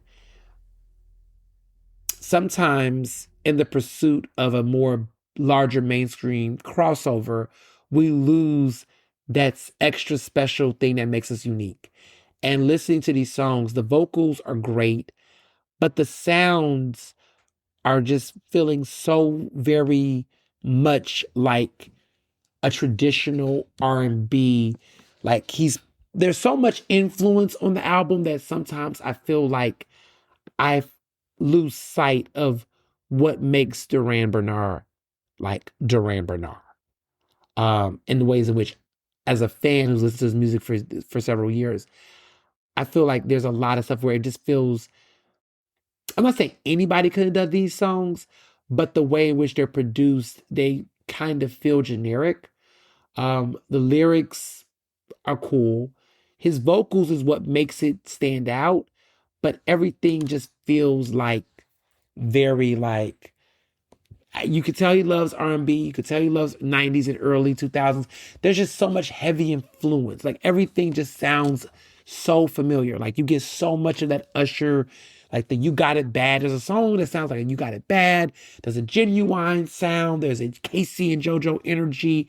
There's some of that Full Moon Brandy vibes at some points of it. Like there's just so much heavy lifting of influence that it almost kind of feels at times like cosplay, like like a mocking of it, not in a disrespectful way, but in a like way of like this sounds like an artist that wants you to nostalgically remember all this. I don't know.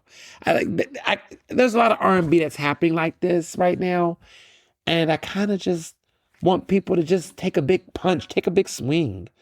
Like, who cares what's in the mainstream, you know? I don't know. That's just how I'm receiving this album. And then, of course, in a world where there are some Duran Bernards, Chris Brown, and both of them, the tale of two covers. Everyone is saying, did Chris Brown take this cover inspiration from Duran? It's basically the Teddy Pendergrass, Michael Jackson Thriller covers, the Lionel Richie cover where they all lay down and they're got the legs in a position where they're laying down with the pose on their shoulder. It's that cover.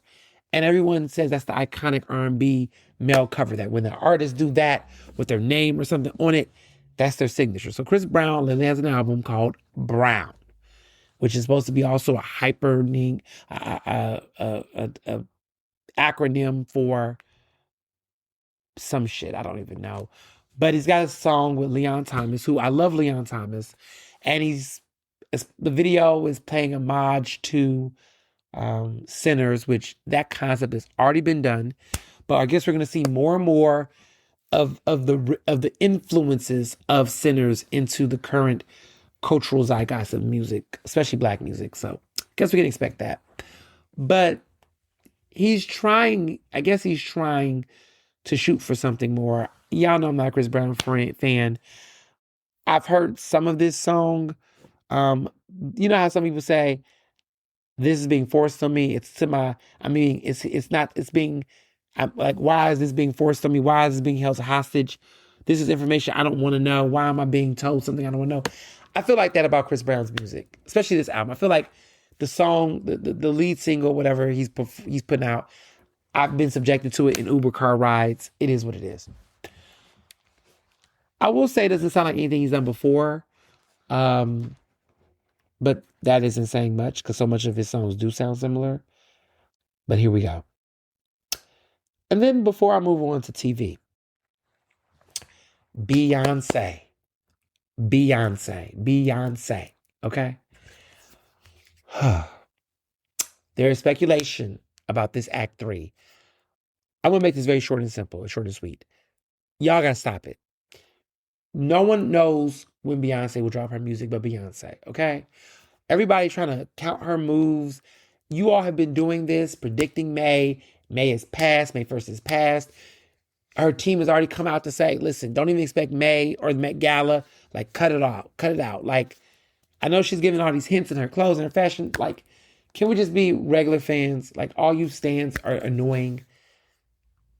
Just let this woman do what she do. You'll never guess it. We never do. She'll tell us when she wants to tell us, and when she do, we'll be ready. That's all. That's all on that. For real, for real. So, this is TV. This breaks my heart. I know there's been rumors, but the rumors have been confirmed. After, nearly 15 years on TV, the Love and Hip Hop franchise is ending. It's ending. I am so, I'm gutted, y'all. Y'all know every week, every Monday and Wednesday, I've been watching those shows, keeping it, but they're ready to end it. And respectfully, it's about damn time. I get it. I didn't want to end up. I enjoy it personally, but I understand. I've just grown up with these, I won't call them characters, they're people, but these castmates. And I appreciate the consistency of the cast. I think where the show, I struggle with certain aspects of the show because some people have said the show don't have enough new people. I think the show has done a good job of bringing new people. But I do think they have carried so much dead weight. And what I mean by dead weight is there are some people on these shows that I'm like, why are they still here? Um, and the franchise have gotten super small. Like at this point, we started off heavy. At one point in time, there was Love and Hip Hop New York, Hollywood, Atlanta, Miami, and at one point they were all rotating. And now what New York ended up falling off first, Hollywood disappeared, and then what we had left was Atlanta and Miami. And now that's going. Um, if I was to rank each show based on power and influence, I would rank at number one Atlanta easily. Easily Atlanta. Atlanta easily. Number two, I would rank New York, the original one, the first one. I think very solid. Definitely made stars. Kind of hated that they ended it so like I thought because it was original it would last longer, but I don't know, was New York just not producing enough rappers, enough entertainment? I don't know. Um, Number three, this might be controversial because I've heard different takes online, but I'm gonna put Miami at number three. And if you would ask me a couple of months ago, I would have said nah, but no, I think New York, I mean, Miami deserves to be number three because Miami tried to do some really deep, serious conversations on colorism. There was a nice culture with, it was a nice infusion of different like Afro Latino culture and everything. And I feel like it's a more in depth and it's lasted longer than Hollywood. Number four is going to be Hollywood. And you know what? Yeah, I mean, Hollywood, the first season of Hollywood was strong, but quickly after it became very unserious, very fast. And I think that's why it was one of the fastest ones to get gutted because it just really was a waste. A waste. Like you're in Hollywood. I expected more famous people. I expected just more mature storylines. And I feel like it just was a lot of it was very immature. A lot of very juvenile drama. Nothing that was really gripping. So, yeah, I think Atlanta takes the cake for me. The best characters, the best star power, the best consistency of plot. You really got to grow with the characters. It wasn't too much disruption. They did bring new people on the show, but it just was a better flow. And honestly, a great reality show. I mean, iconic. You can't take anything away from the Love and Hip Hop franchise. Now, I think my critique for the show was I think that it was a good and a bad thing. The good thing is that they had consistency. The bad thing was they had too much consistency, meaning that there was just everything just kind of kept going in circles. Rashida and Kirk, he would cheat, do something bad. She was thinking about her man regardless. So there was no movement. Carly Red always would get engaged to somebody and break up with somebody. Always would pass out on the ring. Can never keep a man.